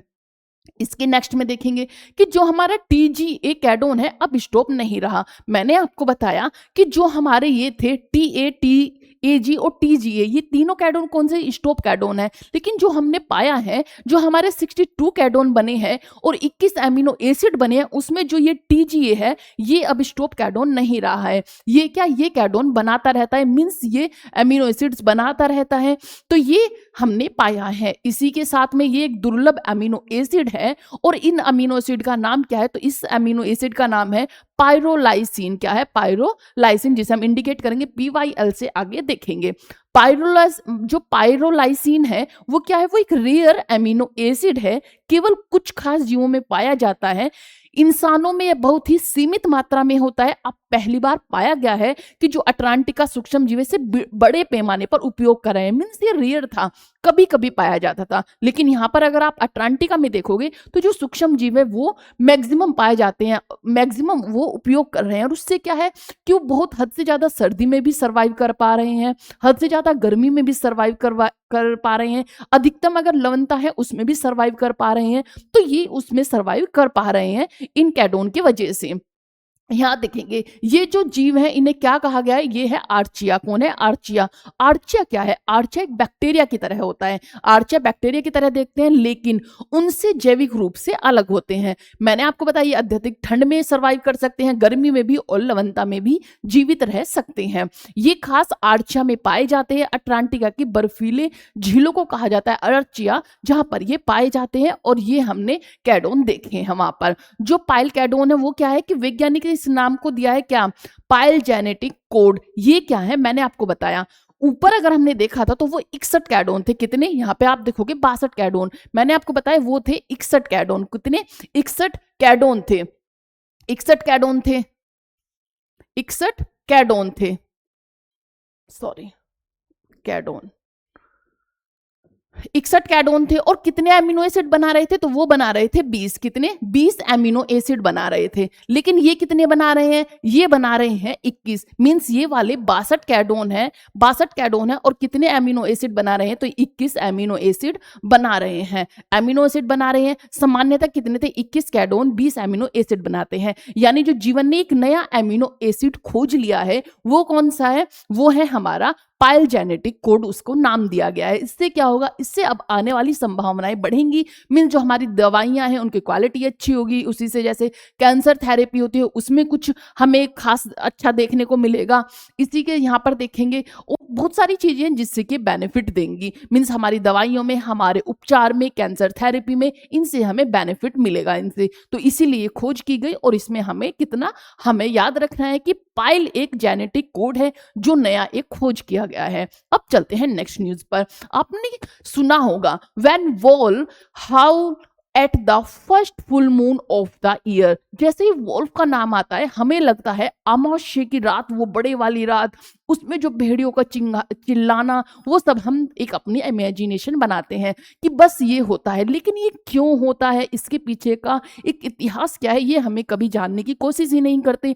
इस पर आपने देखेंगे सीरियल बनते हैं, मूवी बनती है कि अमावस्या की रात है, पूर्णिमा की रात है, जिसमें आपको भेड़िया एक दिखाई देगा और वो एक चिल्लाता हुआ, अपनी आवाज निकालता हुआ आपको नजर आएगा। आज हम जानेंगे कि आखिर इसके पीछे इतिहास क्या था। जो हमारी वोल्फ होती है, हमारी इसमें दो आपको देखने को मिलेगा। दो नाम क्या है, एक है वुल्फ मून और एक सुपर मून आपको देखने को मिलेगा। और वुल्फ सुपर मून कब होता है, जब ये दोनों एक साथ मिल जाते हैं। अब सबसे पहले आप जानेंगे कि वुल्फ मून क्या होती है। जनवरी की पहली पूर्णिमा, जो जनवरी माह है उसमें पहली जो पूर्णिमा आती है उसे कहते हैं वुल्फ मून। अब आप जानोगे कि आखिर इसे भेड़िया नाम दिया क्यों गया, कि भेड़िया की जो इसे चंद्रमा, भेड़िया और चंद्रमा दिखाए जाते हैं, क्यों दिखाए जाते हैं। तो ऐसा माना जाता है कि जनवरी में जब पूर्णिमा आती है उस टाइम पर काफी सर्दियां होती हैं, रात बिल्कुल शांत होती हैं और लंबी रातें होती हैं। तो उस टाइम पे क्या होता था, जब शांत होती से भेड़ियों की आवाज आती थी, तो इसीलिए उस टाइम पर उस नाम दे दिया गया वुल्फ मून। जिससे कि उस टाइम पर, क्योंकि भेड़ियों की ही आवाज आती थी और लंबी सर्दी और शांत सर्दियां होती थी, इसीलिए उसे वुल्फ नाम दिया गया। आप देखेंगे जनवरी की पहली पूर्णिमा में हमें क्या देखने को मिलती है, वुल्फ मून देखने को मिलती है। और सुपर मून क्या है, पेरिजी। पेरिजी के पास आई पूर्णिमा क्या होती है, सुपर मून होता है जब चंद्रमा काफी नजदीक होता है पृथ्वी के, और जब ये पूर्णिमा आती है उसे पेरिजी कहते हैं। पेरिजी होता है पृथ्वी के जितना भी नजदीक जो चीज होगी, मीन्स पास होगी, पेरी मीन्स पास होगी, पेरिजी होगी पास आई हुई। पेरिजी होती है पृथ्वी के सबसे पास। और जो हमारी होती है एपोगी, एपोगी मीन्स दूर जाना, अपार्ट जाना मीन्स दूर जाना, पृथ्वी से सबसे दूर। तो ये था कि जो हमारे सुपर मून मीन्स एक तो सर्दियों की पूर्णिमा हो और उसी दिन अगर चंद्रमा पृथ्वी के पास हो तो उसे हम बोल देते हैं वो सुपर मून बोलते हैं। और वो कब होती है, वो होती है पूर्णिमा को, जनवरी की पहली पूर्णिमा को। आपको समझ आएगा, एक बार फिर से देखेंगे। वुल्फ पूर्णिमा क्या होती है, वुल्फ मून क्या होता है, जनवरी की पहली पूर्णिमा जो होती है उसे हम वुल्फ मून कहते हैं। सुपर मून क्या होता है, सुपर मून होता है जब चंद्रमा पृथ्वी के सबसे नजदीक हो। अगर ये दोनों कंडीशंस मिल जाती हैं, जनवरी की पहली पूर्णिमा हो और जो चंद्रमा है वो पृथ्वी के बहुत ही नजदीक हो, तो हमारा हो जाता है wolf super moon. Wolf super moon हो जाता है। ये दो कंडीशन आपको समझ आई होगी। पेरिजी होता है पृथ्वी के नजदीक, एपेजी होता है पृथ्वी से दूर। क्या, एपोजी पृथ्वी से दूर, पेरेजी क्या होगा, पृथ्वी के पास। अब 36 पर बड़ा दिखना मीन्स मून इल्यूजन होता है। मून इल्यूजन क्या होता है कि चंद्रमा होता तो थोड़ा पास है पृथ्वी के, जैसे हर डेली की जो कंडीशन मीन्स हर बार की जो कंडीशन होती है जब वुल्फ मून होता है, होती तो उतनी ही है, बस थोड़ा 19-20 का फर्क होता है। लेकिन हमें एक मून इल्यूजन हो जाता है कि हमें चांद काफी बड़ा दिखने लगता है और हमें लगता है कि वो बहुत ही नजदीक है पृथ्वी के। तो ये होता है मून इल्यूजन। तो आप देखेंगे 2 जनवरी को, 2 जनवरी को जो हुआ था, ये हमारी पूर्णिमा आई थी कब, 2 जनवरी को अपनी अधिकतम चमक पर पहुंच थी इस चंद्रमा की, और चंद्रमा पृथ्वी के पास में था। देखेंगे नेक्स्ट, यहां पर अब आप देख लेंगे वुल्फ सुपरमून एक खगोलीय घटना है जिसमें 2 अलग अलग अवधारणाएं एक साथ आती हैं, वुल्फ मून और सुपरमून। वुल्फ मून क्या है, जनवरी महीने में पहली पूर्णिमा। याद रखें कौन सी, पहली पूर्णिमा को कहा जाता है। ये नाम प्राचीन लोक कथाओं और अनेक परंपराओं से जुड़ा हुआ है। सर्दियों में रातें लंबी होती हैं और माना जाता था कि इस समय भेड़ियों की जो आवाजें हैं अधिक सुनाई देती थी, इसलिए जनवरी की पूर्णिमा को वोल्फ मून कहा गया। इसका चंद्रमा की किसी विशेष गतिविधि से कोई भी लेना देना नहीं है, सिर्फ इतनी बातें थी, इसीलिए वोल्फ मून रखा गया। इसी के साथ में वहीं सुपर मून एक वैज्ञानिक शब्द है।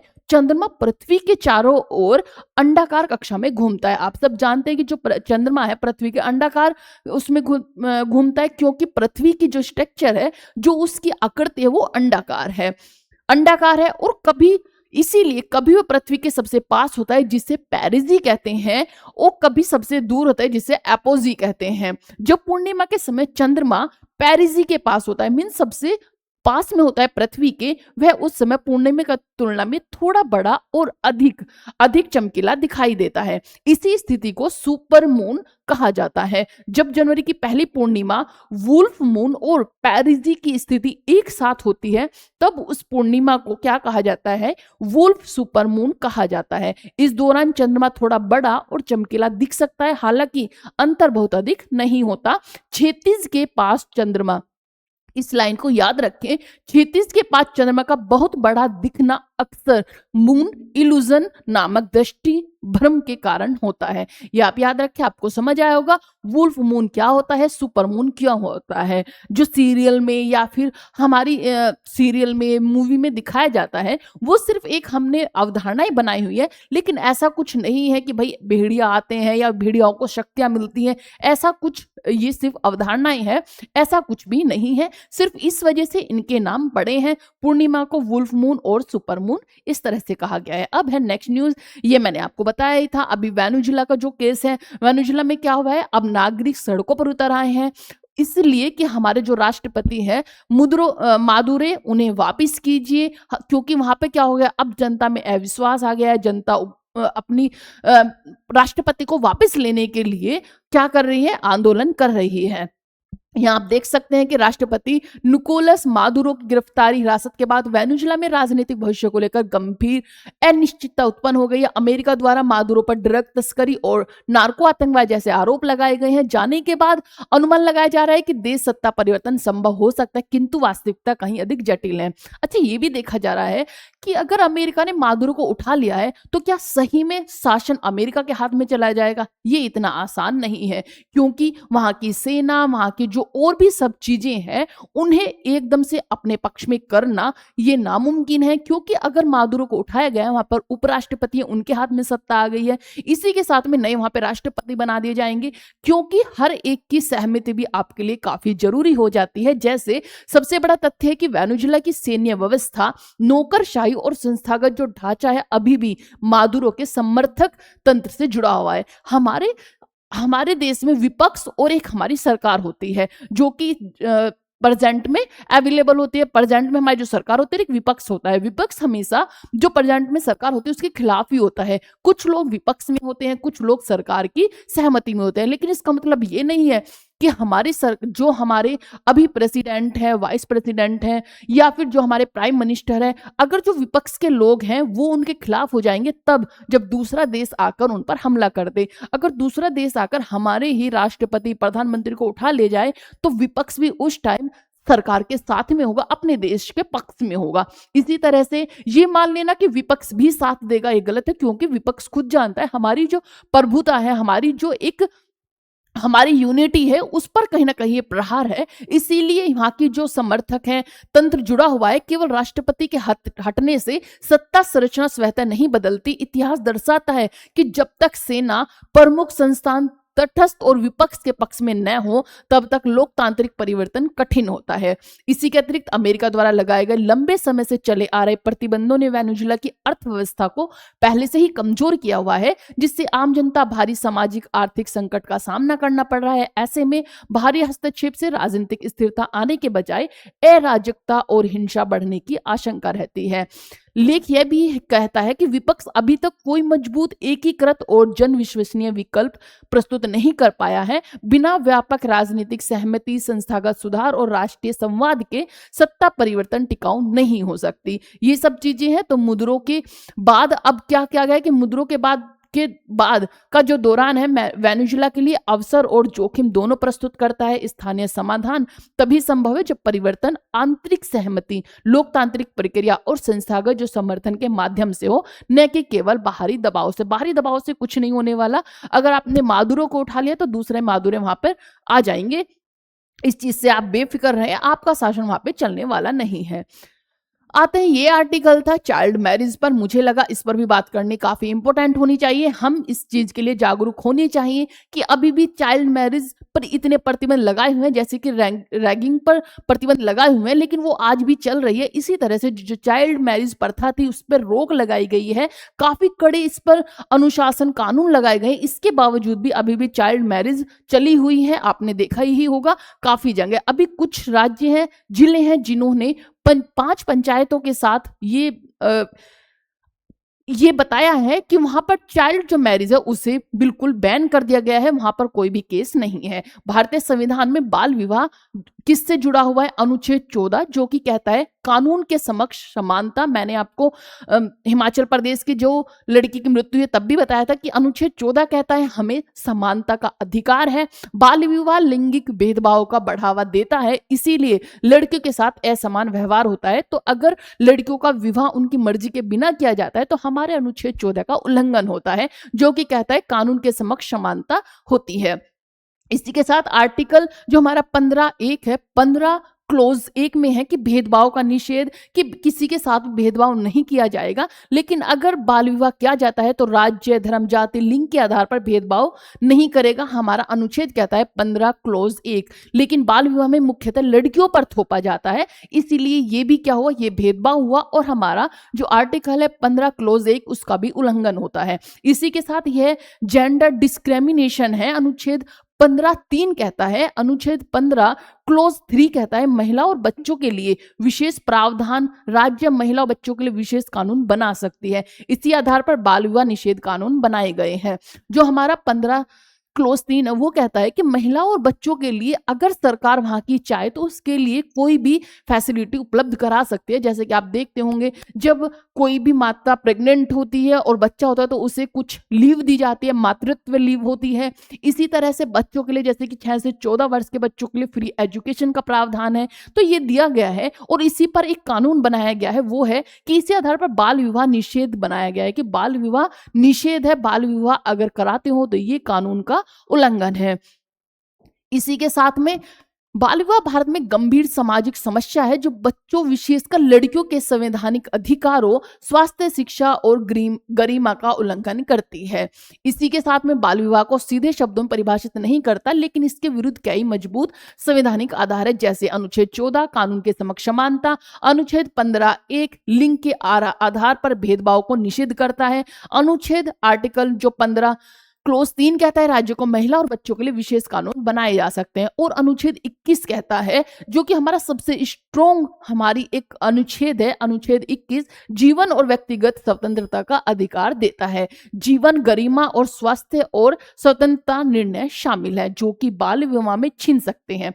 अनुच्छेद 21(a) कहता है हमारा एजुकेशन से, आप सब जानते हैं कि अनुच्छेद 21 कैपिटल ए जो कि हमारी एजुकेशन से रिलेटेड है, के तहत 6 से 14 वर्ष के बच्चों के लिए निःशुल्क और अनिवार्य शिक्षा का अधिकार है। जबकि अगर बाल विवाह कर दिया जाएगा तो वो उससे क्या होगा, उससे हट जाएगा, उससे फिर वो शिक्षा नहीं दी जाएगी, तो स्कूल ड्रॉप आउट के कारण बनता है। इसके अलावा अनुच्छेद 39(e), याद रखें 39 क्लोज ई में कहा गया है, 39(e) और F में कि बच्चे जो हमारे DPSP आप सब जानते हैं, 39(e) और 39(f) हमारे DPSP हैं, इसमें बच्चों के शोषण से संरक्षण की बात करते हैं। और अनुच्छेद 51 कैपिटल ए सब क्लोज ई कहता है कि महिलाओं की गरिमा के विरुद्ध प्रथाओं को त्यागने को नागरिक कर्तव्य मानता है। इसी के साथ में अगर आप देखेंगे कि कानूनी रूप से बाल विवाह निषेध अधिनियम 2006 बनाया गया था, जिसके तहत 18 वर्ष से कम लड़कियों की और 21 वर्ष से कम लड़कों का विवाह अवैध है। इसमें पोक्सो जो है, पोक्सो मैंने आपको बताया था, उन्नाव केस जब पढ़ाया था कि पोक्सो क्या है। पोक्सो अधिनियम 2012 के अनुसार नाबालिग से यौन संबंध यौन संबंध अपराध है, चाहे विवाह हुआ हो या फिर ना हुआ हो। अगर वो नाबालिग है उसके साथ यौन संबंध किया जाता है तो उसमें क्या होगा कि आपको पोक्सो आप पर लगाया जाएगा। काफी कड़ा ये कानून है हमारा। स्पष्ट है कि बाल विवाह न केवल सामाजिक कुर्ती और जो हमारे कानूनी अपराध है, तो ये जो है बाल विवाह कराना अपराध माना गया है। इससे क्या होता है, इसमें सबसे ज्यादा आप देखोगे कि जो लड़कियां होती हैं उनकी शिक्षा प्रभावित होती है, उनका स्वास्थ्य प्रभावित होती है, उनकी स्वतंत्रता प्रभावित होती है। इसे ही देखते हुए बनाया गया था कि 18 वर्ष से कम लड़कियों की शादी नहीं की जाएगी और 21 वर्ष से कम लड़कों की शादी नहीं की जाएगी। माना जाता है कि 18 वर्ष की लड़की अगर हो जाती है तो वो इतनी सोचने समझने लायक हो जाती है कि वो अपनी फैमिली को आगे लेकर चला पाए। इसी के साथ लड़का 21 वर्ष में इतना लायक होता है कि वो अपनी फैमिली का पालन पोषण कर पाए। इसीलिए ये जो है प्रतिबंध लगाए गए हैं और ये कुछ कानून लाए गए हैं, लेकिन बाल विवाह में इनका उल्लंघन किया जाता है। लड़की की जो है लड़की होती कम उम्र की है लेकिन उसकी शादी बहुत ही एजड आदमी से कर दी जाती है और ये काफी कुर्तियां पहले थी, अभी रोक लगाई गई है लेकिन पूरी तरह से ये बैन आज भी नहीं है। छोटे छोटे गांवों में आज भी नाबालिग लड़कियों की शादी कर दी जाती है और किसी को कानो कान खबर तक नहीं होती। सिर्फ गांव के लोगों को पता होती है और गांव के लोग इस पर कुछ भी अपना पक्ष रखने के बजाय बोल देते हैं कि हाँ भाई उनके माँ बाप है, उनकी मर्जी है, वो शादी करा रहे हैं तो इसमें हम क्या कर सकते हैं, और वो उस पर कोई कदम नहीं उठाते हैं। ये सब चीजें रही। इसमें आप देखोगे संवैधानिक जो उल्लंघन होता है आर्टिकल 14 का होता है, 15 का, 21 का और 21 कैपिटल ए का। इसी के साथ में कानूनी अपराध कौन कौन से, तो पीसीएमए 2016 और पोक्सो जो 2012 है इसका उल्लंघन होता है और ये अपराध है। प्रभाव किस पर पड़ता है, शिक्षा समाप्त हो जाती है, स्वास्थ्य संकट रहते हैं और गरीबी की अवधारणा बढ़ती है। समाधान क्या है कि कानून, प्रशासन, समाज, शिक्षा सब मिलकर इसका समाधान करें, क्योंकि एक के होने से कुछ नहीं होना कि भाई अगर कानून बना दिए हैं तो सिर्फ कानून ही काफी नहीं है, समाज को भी इसमें अपना योगदान देना होगा, तभी हम चाइल्ड मैरिज एक्ट को 40 जो चाइल्ड मैरिज है इसे हम रोक पाएंगे। ये हुई हमारी आज की करंट अफेयर की कुछ न्यूज थी, अभी कुछ बाकी है लेकिन बीच में थोड़ा देखेंगे। जैसे कि मैंने आपको बताया वेनेजुला, ग्रीनलैंड, इनके बारे में तो थोड़ा आज हम देखेंगे। पहले अर्जेंटीना और चिली के बारे में, जिससे कि हमारी जो एक पकड़ है वो अच्छे से बने। इसके बाद कल हम देखेंगे वेनेजुला के बारे में और कोलंबिया के बारे में। आप देखोगे यहाँ पर कि सबसे पहले मैंने आपको बताया था कि इधर आपको चिली देश देखने को मिलेगा, बीच में ये आपको एडीज पर्वत देखने को मिलेगा जो कि चिली और अर्जेंटीना की बाउंड्री को डिवाइड करता है। इसी के साथ में ये आपको अर्जेंटीना देखने को मिलेगा। मैंने आपको बताया अगर आप चलेंगे ईस्ट से लेकर वेस्ट नॉर्थ की तरफ, सबसे पहले अर्जेंटीना और चिली की बाउंड्री पर आप देखोगे आपको उरुग्वे देखने को मिलेगा, पराग्वे देखने को मिलेगा, बोलिविया देखने को मिलेगा, पेरू देखने को मिलेगा, इधर इक्वाडोर देखने को मिलेगा, कोलंबिया देखने को मिलेगा। आप देखोगे इक्वाडोर एक ऐसा देश है जो कि ब्राजील से अपनी सीमा साझा नहीं करता है, नहीं तो मैक्सिमम सभी देश जो हैं इक्वाडोर और चिली, इन दो देशों को छोड़कर जितने भी 13 देश हैं साउथ अमेरिका में, सब ब्राजील से अपनी सीमा शेयर करते हैं, बाउंड्री शेयर करते हैं। इक्वाडोर हुआ, यहाँ पे चिली आप देखोगे, चिली भी अपनी बाउंड्री शेयर नहीं करता और इक्वाडोर भी नहीं करता। इक्वाडोर सिर्फ 2 से अपनी बाउंड्री शेयर करता है, किस किस से, तो इक्वाडोर देखोगे आप कोलंबिया और पेरू से। इसी के साथ वेनेजुला आपको यहाँ देखने को मिलेगा, जो मैंने बताया कि वेनेजुला के जो राष्ट्रपति हैं उन्हें मादुरो उन्हें उठा लिया गया है, किसके द्वारा, अमेरिका के जो राष्ट्रपति हैं डोनाल्ड ट्रंप, उन्होंने उन्हें वहां से उठा लिया है, गिरफ्तार कर रखा है, ड्रग तस्करी के केस उन पर लगाया गया है। इधर आप गुआना देखने को मिलेगा, यहीं पर आपको सूरीनाम देखने को मिलेगा और ये फ्रेंच गुआना आपको देखने को मिलेगा। अभी देखेंगे हम अर्जेंटीना के चिली के बारे में। आप सब जानते हैं चिली जो है दक्षिण अमेरिका का भाग है, इसी के साथ में एडीज जो पर्वत है वो इसकी बाउंड्री बनाता है। जो चिली देश है वो सबसे नकुला, एक आप देखोगे कि एक लाइन में बना हुआ देश है, मीन्स एक नुकीली अपनी सीमा बनाते हुए चलता है, और सबसे लंबी जो सीमा साझा करता है अर्जेंटीना से करता है, और चिली सबसे लंबी अपनी लंबाई के रूप में या फिर अपनी लंबाई में सीमा साझा करते हुए विश्व में सबसे बड़ी सीमा रखता है। देखेंगे चिली दक्षिण अमेरिका में स्थित है और ये दुनिया का सबसे लंबा और संकरा देश है। पश्चिमी में प्रशांत सागर, पूर्व में एडीज पर्वत, उत्तर में पेरू आपको देखने को मिलेगा। मैंने आपको बताया था, अगर आप यहाँ देख रहे हो, ये हमारा हुआ साउथ अमेरिका की कुछ इस तरह से आपको देखने को मिलेगा। ये हुआ साउथ अमेरिका। अब आप यहाँ पर देखेंगे ये है चिली देश और यहाँ पे ये अपनी बाउंड्री बनाता है। इधर आपको देखने को मिलेगा प्रशांत सागर, प्रशांत सी। इधर आप देखने को मिलेगा अर्जेंटीना। इधर आपको देखने को मिलेगा, यहाँ पर मैंने आपको बताया था उरुग्वे, पैराग्वे। इधर बोलिविया देखने को मिलेगा, इधर आपको पेरू देखने को मिलेगा। तो यहाँ आपको पेरू देखने को मिलेगा, इधर आपको बोलिविया देखने को मिलेगा, जिससे ये अपनी बाउंड्री शेयर करता है। यहाँ देखोगे उत्तर पूर्व में आपको बोलिविया देखने को मिलेगा और पूर्व में आपको अर्जेंटीना देखने को मिलेगा। राजधानी क्या है तो सैंटियागो इसकी राजधानी है। चिली की जो राजधानी है वो सैंटियागो है। सबसे बड़ा शहर भी सैंटियागो ही है। भाषा यहाँ पर स्पेनिश बोली जाती है। आप याद रखें कि यहाँ पर कौन सी भाषा चलती है, स्पेनिश। और जो मुद्रा है वो चिली पैसो है। कौन सी? चिली पैसो है। शासन यहाँ पर राष्ट्रपति शासन लागू होता है। नेक्स्ट चलते हैं। आटाकामा जो मरुस्थल है, आटाकामा मरुस्थल दुनिया का सबसे शुष्क मरुस्थल है। ये आप याद रखें कि दुनिया का सबसे शुष्क मरुस्थल कौन सा है तो वो है आटाकामा मरुस्थल है।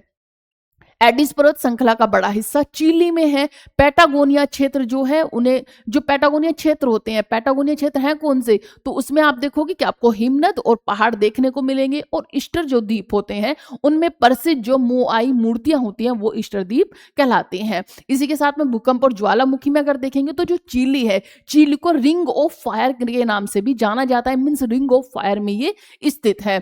दुनिया की सबसे अधिक भूकंप प्रभावित देशों में से एक है, क्योंकि आप सब जानते हैं कि प्रशांत सागर की ही बाउंड्री पर चिली देश पड़ता है। इसकी वजह से दुनिया के सबसे ज्यादा भूकंप जो है वो चिली देश में देखे जाते हैं। विश्व का सबसे बड़ा जो भूकंप आया था वो चिली में ही आया था। कब? 1960 का भूकंप था, अब तक का सबसे शक्तिशाली भूकंप था, जो कि 9.5 तीव्रता के साथ आया था। देखते हैं नेक्स्ट, खेल और संस्कृति। राष्ट्रीय खेल में जिसमें आपको देखने को मिलेगा, यहाँ का जो राष्ट्रीय खेल है वो है रोडियो। कौन सा है? रोडियो। और जबकि यहाँ पर फुटबॉल भी काफी लोकप्रिय है। नेक्स्ट देखेंगे, दुनिया का सबसे बड़ा तांबा जो उत्पादक कौन है वो है चिली देश। यहाँ पर लिथियम भी पाया जाता है, सोना, तांबा, चांदी भी पाया जाता है। मैंने आपको ट्रायंगल बताया था। ट्रायंगल में क्या था, जब मैंने आपको बताया ट्रायंगल, तो उसमें ट्रायंगल आप देखेंगे कि यहाँ पे आपको ये चिली देश मिलेगा, ये अर्जेंटीना, और यहाँ पे आपको बोलिविया देखने को मिलेगा। और ये ट्रायंगल बनाते हैं किस चीज के लिए? यहाँ पर लिथियम आपको देखने को मिलेगा। लिथियम ट्रायंगल बनता है किसमें? चिली, अर्जेंटीना और बोलिविया में। यहीं पर आपको सोना देखने को मिलेगा, मीन्स गोल्ड देखने को मिलेगा, सिल्वर देखने को मिलेगा और कॉपर देखने को मिलेगा। लिथियम भी आपको यहां देखने को मिलेगा। ये हुआ लिथियम त्रिकोण का हिस्सा है। लिथियम त्रिकोण का हिस्सा है कौन कौन सा? चिली, बोलिविया और अर्जेंटीना। अर्जेंटीना, चिली और बोलिविया आपको देखने को मिलेगा। महासागर और जलवायु देखेंगे तो हेम्बोल्ट, आप याद रखें कि हेम्बोल्ट की जो धारा है का प्रभाव यहां पर पड़ता है। इसी के कारण चिली में ठंडी समुद्री धाराएं आती हैं और समृद्ध मछली उद्योग होता है। अंतरराष्ट्रीय संगठन में यूएनओ, WTO, एपेक, OECD का सदस्य ये चिली देश है। इसके नेक्स्ट चलते हैं। अब आते हैं अर्जेंटीना पर। हमने चिली देश को देखा, अब अर्जेंटीना मैंने आपको पहले भी पढ़ाया है। आप देखेंगे अर्जेंटीना में एडीज पर्वत आपको देखने को मिलेगा। इसी के साथ में आपको देखने मिलेगी यहाँ पे पंपास का क्षेत्र देखने को मिलेगा। पंपास क्या था? मैंने आपको बताया था, घास के जो मैदान होते हैं अर्जेंटीना में उन्हें पंपास कहा जाता है। सॉरी।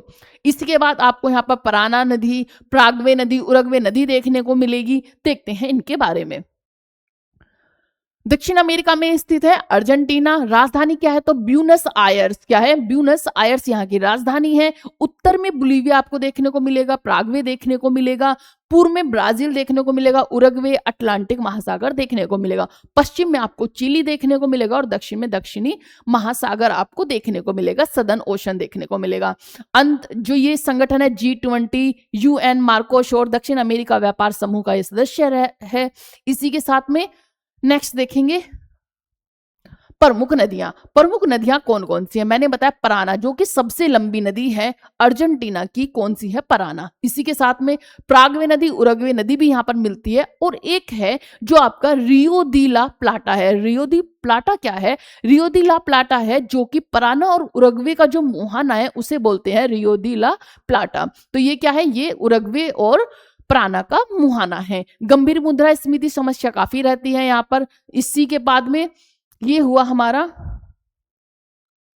नेक्स्ट देखते हैं, एडीज पर्वत जो है यहाँ की श्रृंखला है। मैंने आपको बताया पश्चिमी सीमा बनाती है किससे? चिली देश से। एकानगुआ पर्वत इसी पर स्थित है। कौन सा? एकानगुआ जो पर्वत है वो किस पर स्थित है? एडीज पर्वत पर स्थित है। दक्षिण अमेरिका का सबसे ऊंचा शिखर भी कौन सा है? एकानगुआ है हमारा दक्षिणी सबसे ऊंचा शिखर। इसी के साथ ही पंपास मैंने आपको बताया उपजाऊ घास के मैदान जो होते हैं, जहां पर गेहूं मक्का उगाए जाते हैं, वो पंपास कहलाते हैं, घास के मैदान। पैटागोनिया पठार क्या है? तो ठंडा और शुष्क जो क्षेत्र है उसे हम बोलते हैं पैटागोनिया पठार। राजनीतिक व्यवस्था में अगर आप देखें तो यहाँ पे राष्ट्रपति शासन है, और राष्ट्रपति शासन में यहाँ के राष्ट्रपति कौन है? तो वो है हावियर माइली, जो यहाँ के राष्ट्रपति हैं। और मुद्रा क्या है? तो वो है अर्जेंटीना पीसो। चिली पीसो थी और यहाँ पर अर्जेंटीना पीसो, दोनों की याद रखें, आपको नाम से ही याद हो जाएगी कि चिली की तो चिली पीसो और अर्जेंटीना की तो अर्जन पैसो यहाँ की राजधानी है। यहाँ पे आपको ये देख लेंगे, आपको यहाँ पर देखने को मिलेगा माउंट एकानगुआ, इसी के साथ में ये एडिस पर्वत है, इधर आपको चिली देश देखने को मिलेगा, ये है एडिस पर्वत, इधर आपको अर्जेंटीना देखने को मिलेगा, यहीं पर आपको पंपास देखने को मिलेगा और माउंट एकानगुआ भी आपको देखने को मिलेगा। विश्व का ब्रेड बास्केट भी कहा जाता है अर्जेंटीना को, क्योंकि यहाँ पे जो फसलें हैं, मुख्य फसलें गेहूं मक्का सोयाबीन, अर्जेंटीना में यहाँ पर बहुलता पाई जाती है। बीफ गाय का मांस उत्पादन विश्व में अग्रणी है, यहाँ पे सबसे ज्यादा पाया जाता है। बड़े पैमाने पर यहाँ पर पशुपालन होता है। शैल गैस देखने को मिलेगी, शैल ऑयल देखने को मिलेगा और लिथियम ट्राइंगल मैंने आपको बताया कि कौन कौन सा है, तो वो है अर्जेंटीना, चिली और बोलिविया। तांबा सोना चांदी और यहाँ पर लिथियम आपको देखने को मिलेंगे। ये हुआ हमारा।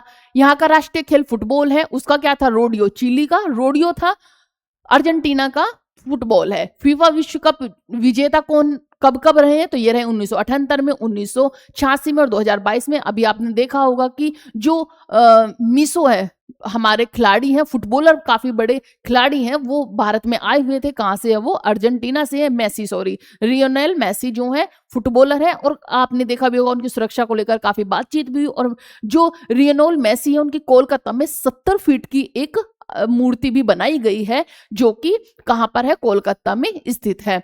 डिएगो माराडोना भी यहाँ के प्रसिद्ध खिलाड़ी हैं। आप याद रखेंगे कौन कौन सी बातें कि एकानगुआ किस देश में है? तो अर्जेंटीना में है।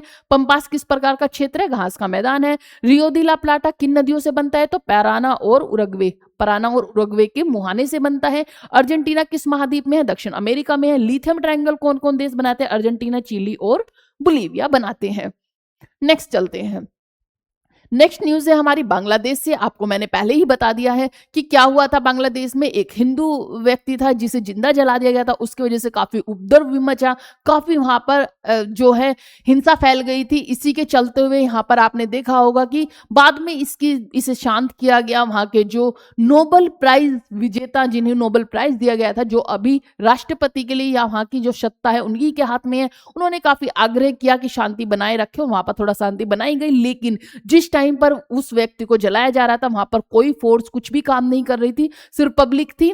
रीजन क्या था ये वही जाने कि भाई उनके कंट्रोल में वहां की सेना नहीं रही या उनके कंट्रोल में वहां की पब्लिक नहीं रही, लेकिन उस व्यक्ति को जिंदा जला दिया गया। उस टाइम पर वहां पर कोई भी वहां पर नहीं थे। 32 वर्षीय हादी को 12 दिसंबर को गोली मारकर मृत्यु हो गई थी। किसकी? हादी की। और इसी के वजह से जो हादी है, इन्हीं के वजह से ये सारी जो चीजें हुई। कौन थे? शरीफ, जो शरीफ उस्मान हादी है, इनकी मृत्यु, इनकी गोली मारकर मृत्यु कर दी हो गई और इन्हें ले जाया गया था सिंगापुर। वो तब तक जिंदा थे, लेकिन उन्हें सिंगापुर ले जाया गया। हद इस बात की हो गई कि वो कोलकाता भी लेकर आए जा सकते थे, जिससे कि शायद उनकी जान बच सकती थी, लेकिन क्योंकि भारत से उन्हें काफी जो है नफरत थी और भारत के खिलाफ जो बांग्लादेशी हैं भड़काए गए हैं, तो इसलिए कोलकाता के बजाय उन्हें सिंगापुर ले जाया गया, जिसकी वजह से उनकी मृत्यु हो गई। बांग्लादेश का कहना था कि भारत का इसमें हाथ है, इतना कि जिन व्यक्तियों ने गोली मारी वो भागकर भारत में उन्होंने शरण ले ली, जबकि इसका कोई भी पुख्ता सबूत नहीं है, बस उनकी अवधारणाएं हैं।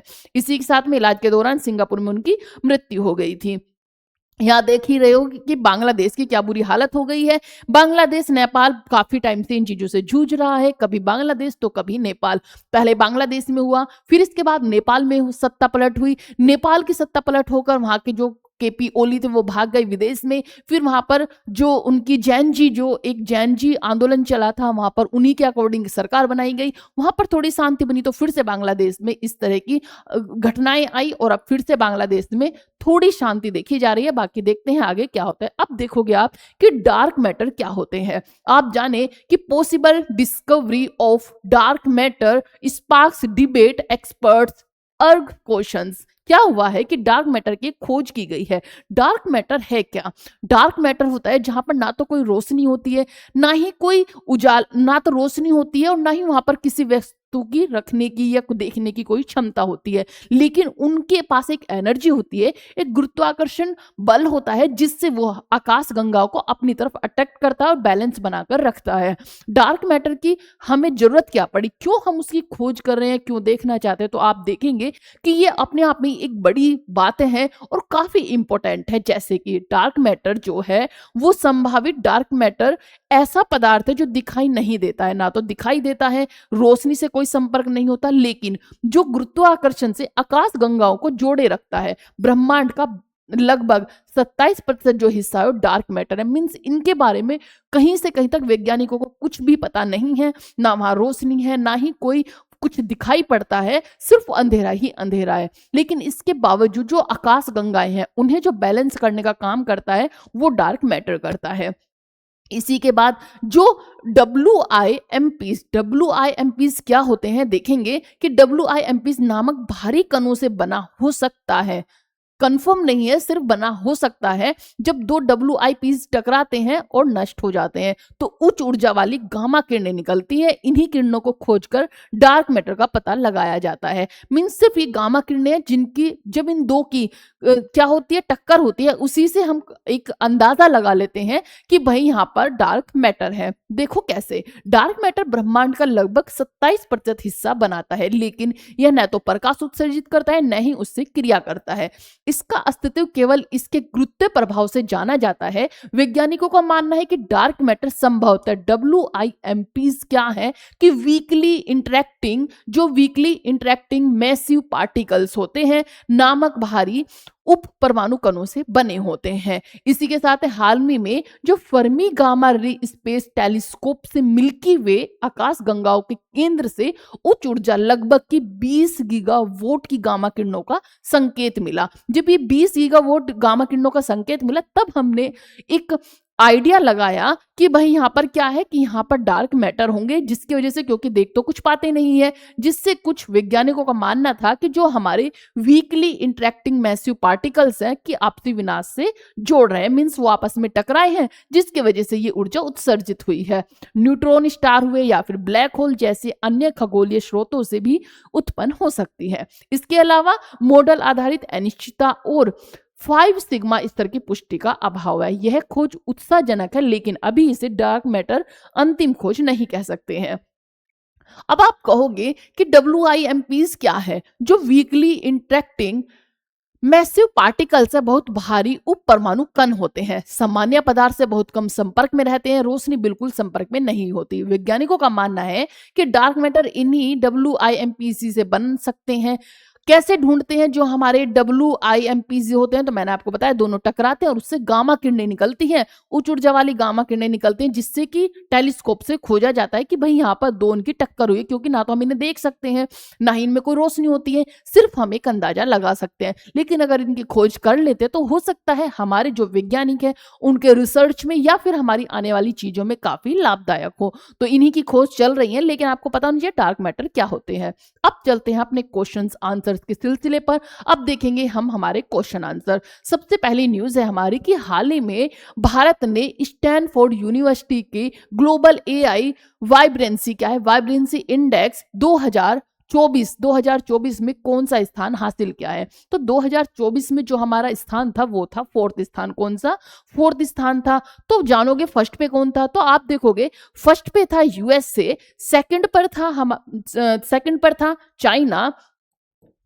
चाइना और थर्ड पे था UK, यूनाइटेड किंगडम, और फोर्थ पर कौन सा था? हमारा प्यारा भारत था।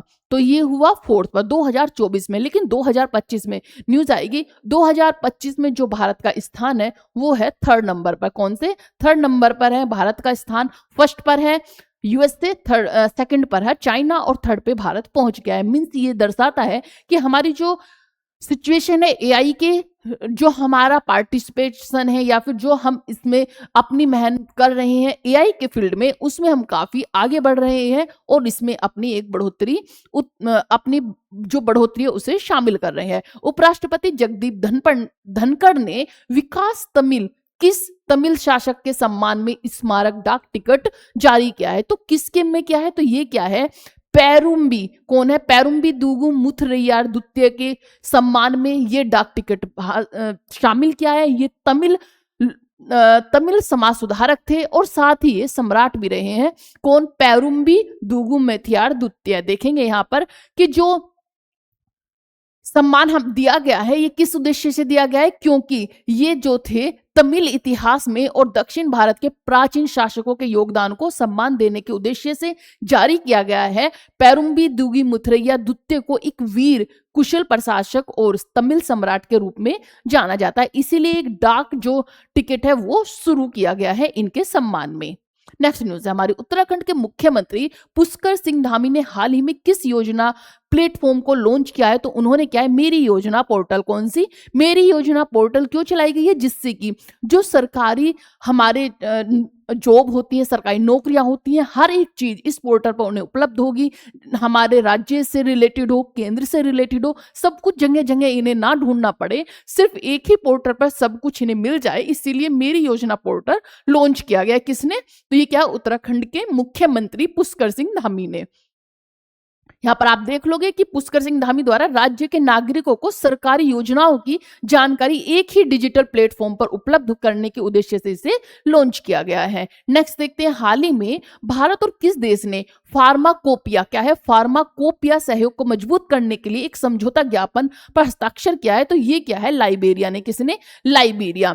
लाइबेरिया ने किया है किसके लिए? फार्माकोपिया के लिए जो सहयोग है उसके लिए समझौता एमओयू पर हस्ताक्षर किए हैं। क्या है ये समझौता? तो आप ये देखेंगे, इसका उद्देश्य है दवाओं की गुणवत्ता, सुरक्षा और मानकीकरण को सुनिश्चित करना इसका उद्देश्य है, जिसके लिए इस एमओयू पर साइन किए गए हैं, जिससे कि जो हमारे दक्षिण के देश हैं या फिर अरब के देश हैं उनमें हमारी एक पकड़ अच्छी बने और दवाइयों का सस्ते दाम में वहां पर उपलब्ध कराई जा सके। ये रहा, जैसे कि ये रहा अफ्रीकी देशों के साथ स्वास्थ्य सहयोग की नई दिशा देता है। नेक्स्ट न्यूज है, नेक्स्ट क्वेश्चन है हमारा, टाइम मैगजीन ने वर्ष 2025 की पर्सन ऑफ द ईयर के रूप में किसे चुना है? तो पर्सन ऑफ द ईयर के रूप में किसी पर्सन को नहीं बल्कि एक संगठन को चुना है। कौन है संगठन? तो वो है आर्टिफिशियल इंटेलिजेंस के आर्किटेक्ट। जो आर्टिफिशियल इंटेलिजेंस के इंजीनियर होते हैं या जो उनके रिसर्च करते हैं उनको चुना है। और क्या बोला है? पर्सन ऑफ द ईयर के रूप में उन्हें चुना गया है। तो देखेंगे यहां पर कि जो आर्टिफिशियल इंटेलिजेंस के आर्किटेक्ट्स हैं, यानी उन वैज्ञानिकों को, इंजीनियर्स को और टेक लीडर्स के समूह को चुना गया जिन्होंने एआई तकनीक को विकास और विस्तार में निर्णायक भूमिका निभाई है। नेक्स्ट चलते हैं, हालिया समाचारों के अनुसार मनरेगा का नया नाम क्या रखा जाएगा? तो मनरेगा का नया नाम क्या होगा? मनरेगा का नया नाम होगा पूज्य बापू ग्रामीण रोजगार योजना। पूज्य बापू ग्रामीण योजना इसका नाम रखा गया। पहले था महात्मा गांधी, पहले महात्मा गांधी रखा गया था, महात्मा गांधी ग्रामीण रोजगारी योजना, लेकिन अब महात्मा गांधी को हटाकर पूज्य बापू कर दिया गया। कुछ चेंजेस किए गए, इसी पर काफी आपने देखा भी होगा, काफी विपक्ष ने इस पर सवाल भी उठाए थे कि क्या किया गया है कि पहले इसका जो नाम था वो था महात्मा गांधी राष्ट्रीय ग्रामीण रोजगार गारंटी अधिनियम का नाम बदलकर पूज्य बापू ग्रामीण रोजगारी योजना रख दिया गया है। इसके लिए अगर आप देखेंगे इसमें साल में 100 दिन का इसमें वर्क दिया जाता है, मजदूरों को काम दिया जाता है। कितना? 100 दिनों के लिए। आप देखेंगे यहाँ पर ग्रामीण क्षेत्रों में 100 दिन के लिए रोजगार की गारंटी, गरीबी उन्मूलन, आजीविक सुरक्षा और ग्रामीण परिसंपत्तियों का निर्माण करना इसका उद्देश्य है। नेक्स्ट न्यूज है हमारा, नेक्स्ट क्वेश्चन है, हाल ही में आंध्र प्रदेश की किस पारंपरिक वस्तु को जीआई टैग प्रदान किया गया है? तो ये दिया गया है किसको? पोंडुरु खादी को। क्या है? पोंडुरु खादी को ये जीआई टैग दिया गया है। ये क्या है? ये हाथ से बनाई हुई खादी है, काफी मुलायम होती है, प्राकृतिक रूप से बनाई जाती है। जैसे कि पहले आपने देखा होगा चरखे होते थे, उसमें इसे काट कर बनाया जाता है। पांडुरी खादी को काफी मुलायम, बहुत ही सस्ती खादी होती है, जिससे कि इसकी सुरक्षा की जाए, इसका बढ़ावा मिले, इसे जीआई टैग दिया गया है।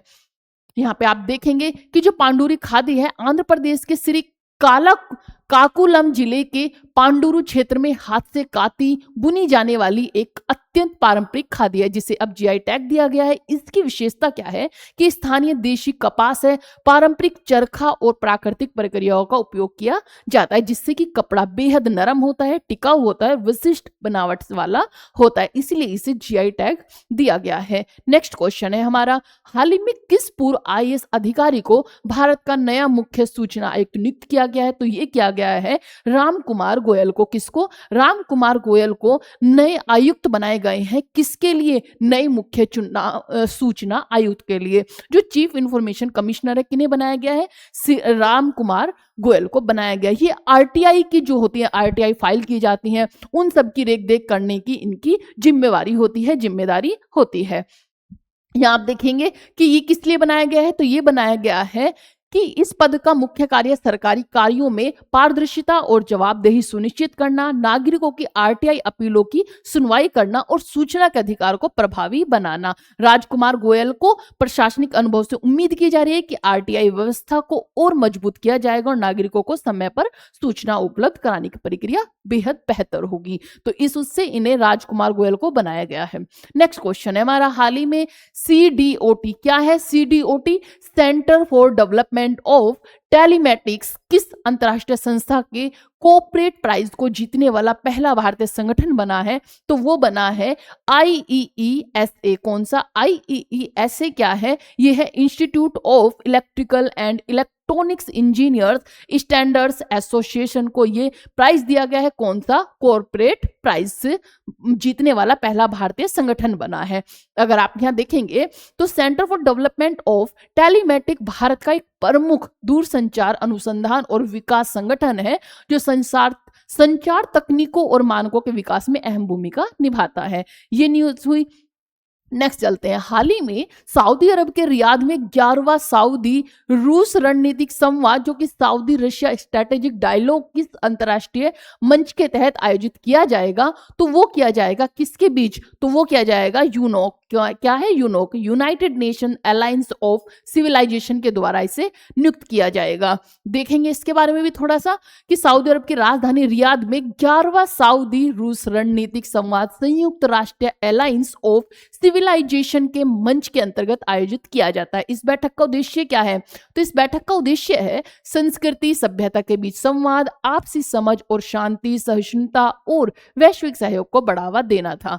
इसका किस किस के बीच? सऊदी अरब और रूस की ये बैठक है। हाल ही में आर्टोन कैपिटल पासपोर्ट इंडेक्स में भारत को कौन सा स्थान मिला है? तो भारत को मिला है 67वां स्थान। ये क्यों दिया जाता है? तो ये बताता है हमारा पासपोर्ट कितना मजबूत है, हमारे देशों से रिश्ते कितने मजबूत हैं, किस तरह से हम इस पासपोर्ट को यूज कर सकते हैं। तो उसमें 60वां स्थान मिला है। जैसे जो भारत है वो 60 देशों में फ्री वीजा जो है घूमकर आ सकते हैं। जैसे कि वहां पर जाने के बाद अराइवल वीजा लिया जाता है, मीन्स आप यहाँ से जाओ और वहां के जो वहां पर अगर आप पहुंचोगे, वहां के फ्लाइट उस पर पहुंचोगे तो वहां पे आपको पता, एयरपोर्ट पे जाने के बाद आपको अराइवल वीजा लेना पड़ेगा सिर्फ, और कुछ दिन वहां पर आप स्टे करके आ सकते हैं। ये हमारा एक देश से दूसरे देश पर विश्वास को दर्शाता है कि एक विश्वास है, एक जो हमारा वीजा मुक्त व्यापार है, इन सब चीजों को दर्शाता है। और भारत कितने देशों से अपने अच्छी जो संबंध है उनको भी ये बताता है। तो कितना? ये 67वां स्थान है और भारत कम से कम 60 देशों के साथ जो है बिना वीजा के भ्रमण कर सकता है। यहाँ पे आप देखें कि आर्टोन कैपिटल पासपोर्ट इंडेक्स दुनिया के पासपोर्ट की ताकत को इस आधार पर रैंक करता है कि किसी देश का जो पासपोर्ट धारक है बिना वीजा या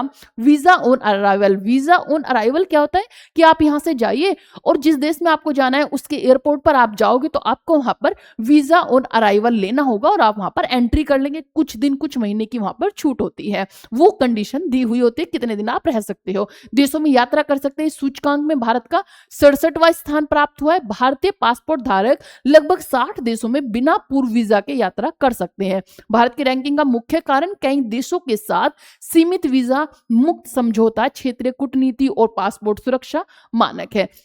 जैसे आप मालदीव में देखोगे वहां फ्री वीजा एंट्री है। इस तरह थाईलैंड हुआ, तो यहाँ पर ऐसे कुछ देश है जिसमें भारत फ्री वीजा वहां पर जाने के बाद वीजा लेना होता है, जो कि कौन सा होता है? वीजा ऑन अराइवल होता है। 30 दिन 7 दिन तक आप वहां पर स्टे कर सकते हो।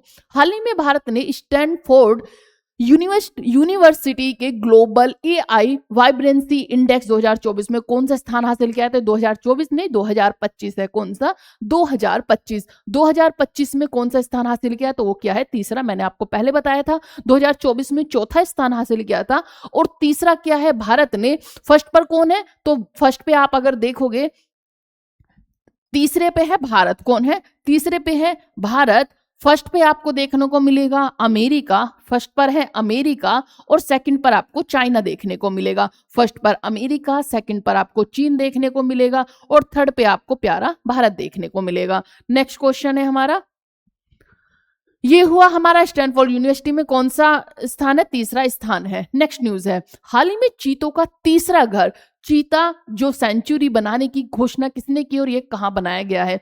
तो ये बनाया गया है नोरादेही में। कहां पर? नोरादेही में बनाया गया है। और कहां पर? तो ये मध्य प्रदेश में। कहां पर? मध्य प्रदेश में। मध्य प्रदेश में बनाया गया है। और फर्स्ट कौन सा था? तो आप देखेंगे जो फर्स्ट चीता घर है वो था कूनो नेशनल पार्क। कौन सा? कूनो नेशनल पार्क हमारा फर्स्ट था। और जो थर्ड है वो है नोरादेही। नोरादेही। यहाँ पे आप देख लोगे कि प्रोजेक्ट चीता के तहत चीतों के संरक्षण और पुनर्वास के लिए आवास विकसित किए गए हैं हाल ही में मध्य प्रदेश ने। किसने? मध्य प्रदेश के मुख्यमंत्री कौन है? डॉक्टर मोहन यादव। याद रखें, मोहन यादव ने चीतों के तीसरे घर के रूप में नोरादेही वन्यजीव अभ्यारण्य को विकसित करने की घोषणा की है। नोरादेही अभ्यारण्य मध्य प्रदेश का सबसे बड़ा, नोरादेही मध्य प्रदेश का सबसे बड़ा जो है वन्य जीव अभ्यारण्य है, जहां खुला घास भूमि होगा, पर्याप्त शिकार प्रजातियां होंगी और अनुकूल परिस्थितियां तंत्र भी होंगी। इसी के साथ अगर आप देखेंगे तो पहले स्थान पर कौन सा है? पहले कूनो राष्ट्रीय उद्यान को चीतों का पहला आवास बनाया गया था और नूरादेही को तीसरा। हाल ही में फुटबॉल खिलाड़ी लियोनेल मेसी को 70 फीट ऊंची लोहे की मूर्ति का अनावरण कहां किया गया? तो वो किया गया कोलकाता में। मैंने आपको बताया जो मेसी है, मेसी कहां के खिलाड़ी हैं? जो मेसी है, मेसी खिलाड़ी हैं कहां के? अर्जेंटीना के। ये अर्जेंटीना से बिलोंग करते हैं। कहां के? अर्जेंटीना। अर्जेंटीना से बिलोंग करते हैं। और ये इनकी जो कोलकाता में इनकी मूर्ति बनाई गई है कोलकाता में। और ये अभी खेलने के लिए भी आए थे, आपने देखा होगा। यहाँ पर काफी इनकी सिक्योरिटी को लेकर काफी ये चर्चा में बने रहे। काफी लोगों ने उपद्रव भी मचाया क्योंकि इनसे नहीं मिल पाए थे वो। आप देखेंगे कि इनकी मूर्ति का अनावरण कहाँ पे हुआ है? कोलकाता में किया गया। कोलकाता को भारत की फुटबॉल राजधानी भी माना जाता है। कोलकाता में काफी फुटबॉलर प्लेयर हैं जो काफी मानते हैं, फुटबॉल को खेलते हैं, इसीलिए कोलकाता को फुटबॉल प्रेमी भी कहा जाता है। पश्चिमी बंगाल में अत्यंत लोकप्रिय खिलाड़ी है। यह मूर्ति फुटबॉल प्रेमियों की भावनाओं को सम्मान देने, खेल संस्कृति को बढ़ावा देने और युवाओं को खेलों के प्रति प्रेरित करने के उद्देश्य से स्थापित की गई थी। सरदार वल्लभ भाई पटेल की स्टैचू ऑफ यूनिटी के बारे में निम्नलिखित में से कौन सा कथन सही है? तो आप देखेंगे जो सरदार वल्लभ भाई पटेल की स्टैचू ऑफ यूनिटी है वो कहां पर है? तो वो बनाई गई है गुजरात में और 182 मीटर ऊंची। कितनी? विश्व की सबसे ऊंची जो स्टैचू है कौन सी? सरदार वल्लभ भाई पटेल की 182 मीटर ऊंची है। और कहां पर स्थित है? ये है गुजरात में स्थित है। नेक्स्ट देखते हैं, ये मैंने आपको बताया थी। कब ये स्थापित की गई थी? 31 अक्टूबर 2018 को प्रधानमंत्री नरेंद्र मोदी ने इसका उद्घाटन किया था। नेक्स्ट, अगर आप देखेंगे statue of unity Sardar Vallabh भाई पटेल की 182 मीटर की है गुजरात में और ये विश्व में पहला स्थान रखती है। सेकंड है स्प्रिंग टेम्पल बुद्धा, वो बुद्ध की एक स्टैचू है, 128 मीटर की इसकी ऊंचाई है और ये चीन में बनी हुई है जो कि दूसरे नंबर पर है। तीसरे नंबर पर है स्टैचू ऑफ बिलीफ जो कि हमारे शिव हैं उनके लिए 106 मीटर के, राजस्थान में बनाई गई है और वो चौथा स्थान है।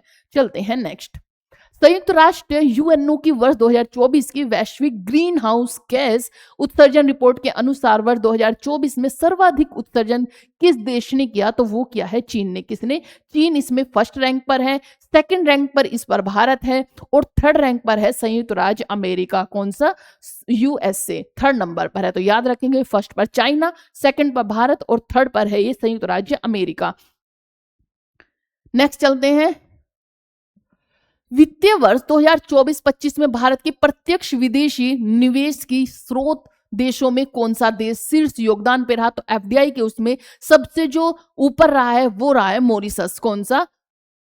एफडीआई में सिंगापुर रहा है। कौन सा है? तो ये हुआ सिंगापुर। सिंगापुर पहले स्थान पे रहा है। यहाँ पे आप देखेंगे कि वित्तीय वर्ष 2024-25 में भारत में लगभग यूएस से डॉलर 81.04 बिलियन का एफडीआई आया, जिसमें स्रोत जो देशों में से सिंगापुर ने लगभग 30% हिस्सा लेकर शीर्ष स्थान पाया था। नेक्स्ट चलते हैं। हाल ही में एसबीआई फाउंडेशन और ICRISAT International Crop Research Institute for the Semi Arid Tropics ने स्मार्ट क्रॉप पहल की शुरुआत कहाँ की है? तो ये कहाँ पर की गई है? तेलंगाना और कर्नाटक में। कहाँ पर?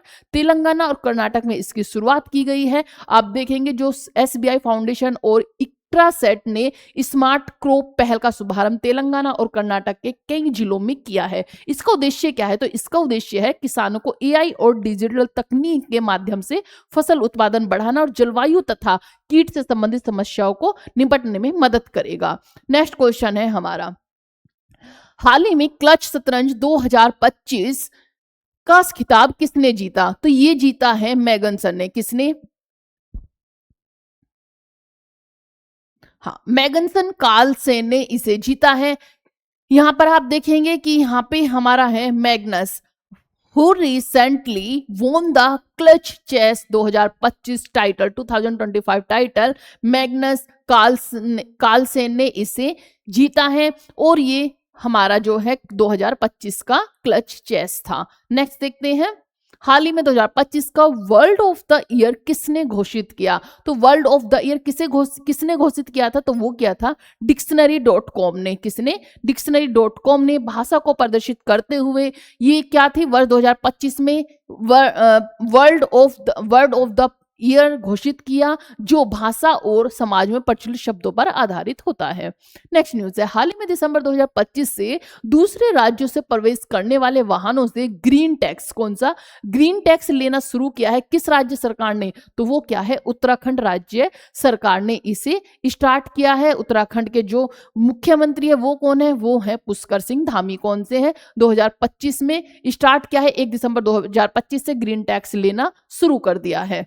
नेक्स्ट क्वेश्चन है हमारा, हाल ही में कौन सा विभाग समृद्ध ग्राम भौतिक सेवाओं के पायलट परियोजनाओं को लॉन्च किया है? तो वो क्या है? दूरसंचार विभाग ने। किसने?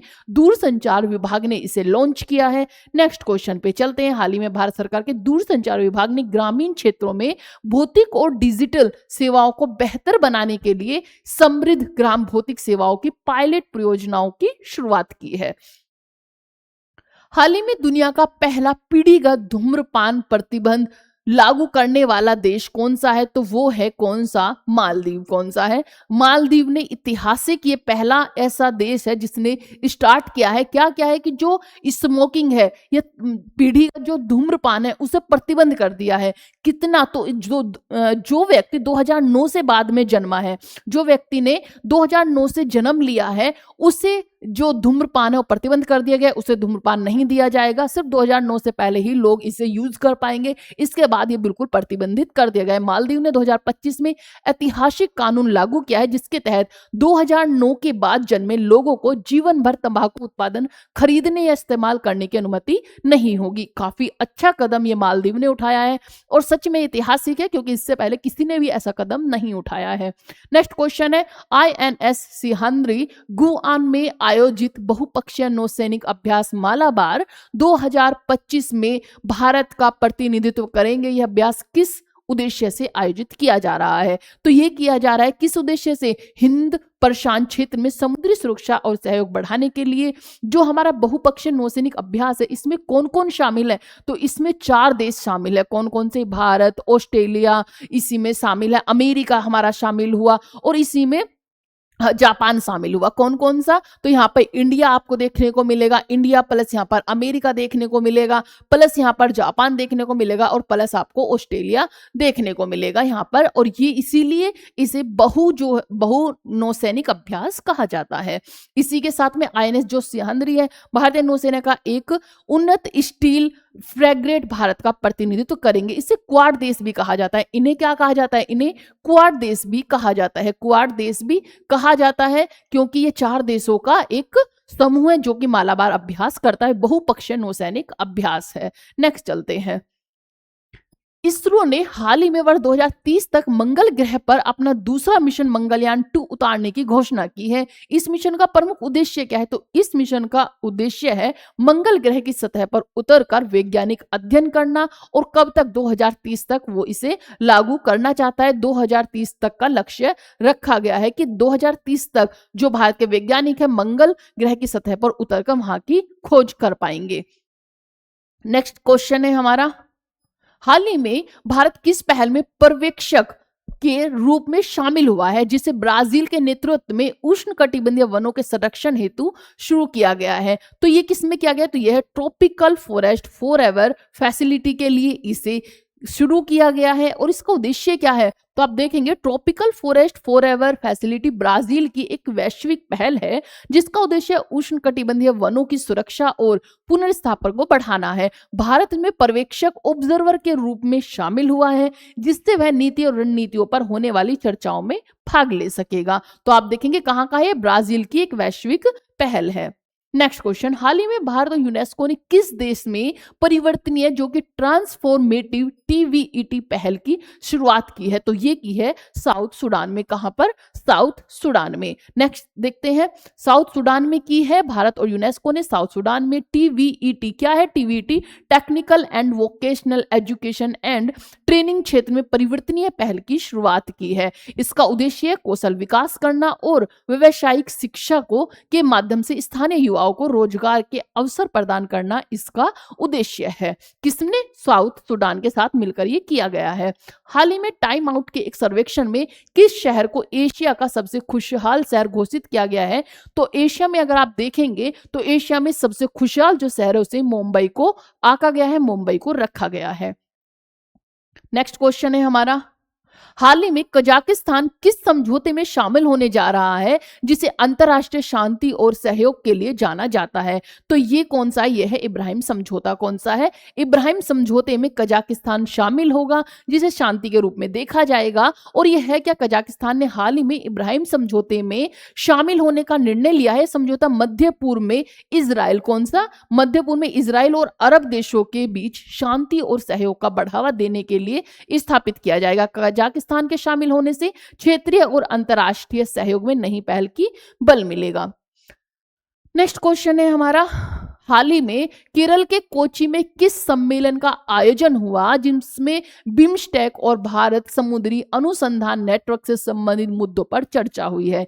तो वो है बिम्स्टेक मैरीटाइम रिसर्च नेटवर्क के लिए ये मुद्दों पर जो है चर्चा हुई है। क्या है ये बिम्स्टेक जो हमारा है? BIMSTEC maritime. केरल के कोची में हाल ही में BIMSTEC maritime research network conference आयोजित की गई। इस सम्मेलन का उद्देश्य है समुद्री अनुसंधान, सतत समुद्री और क्षेत्रीय सहयोग को बढ़ावा देना, इसका जो है उद्देश्य है। विश्व टीकाकरण दिवस कब मनाया जाता है? तो विश्व टीकाकरण दिवस 10 नवंबर को मनाया जाता है। कब? 10 नवंबर को मनाया जाता है, जिससे कि ये जो टीकाकरण है उसको एक प्रभाव में लाया जा सके, टीकाकरण के लिए लोगों को जागरूक किया जा सके, इसीलिए विश्व टीकाकरण दिवस मनाया जाता है 10 दिसंबर को। नेक्स्ट चलते हैं, हाल ही में 18th urban mobility India awards में किस शहर को सर्वश्रेष्ठ सार्वजनिक परिवहन प्रणाली का पुरस्कार दिया गया है? तो वो दिया गया है चेन्नई को। किसे? चेन्नई को दिया गया है 18th urban mobility Indian award के लिए। किसके लिए दिया गया है? तो सर्वश्रेष्ठ सार्वजनिक परिवहन के लिए दिया गया है चेन्नई को।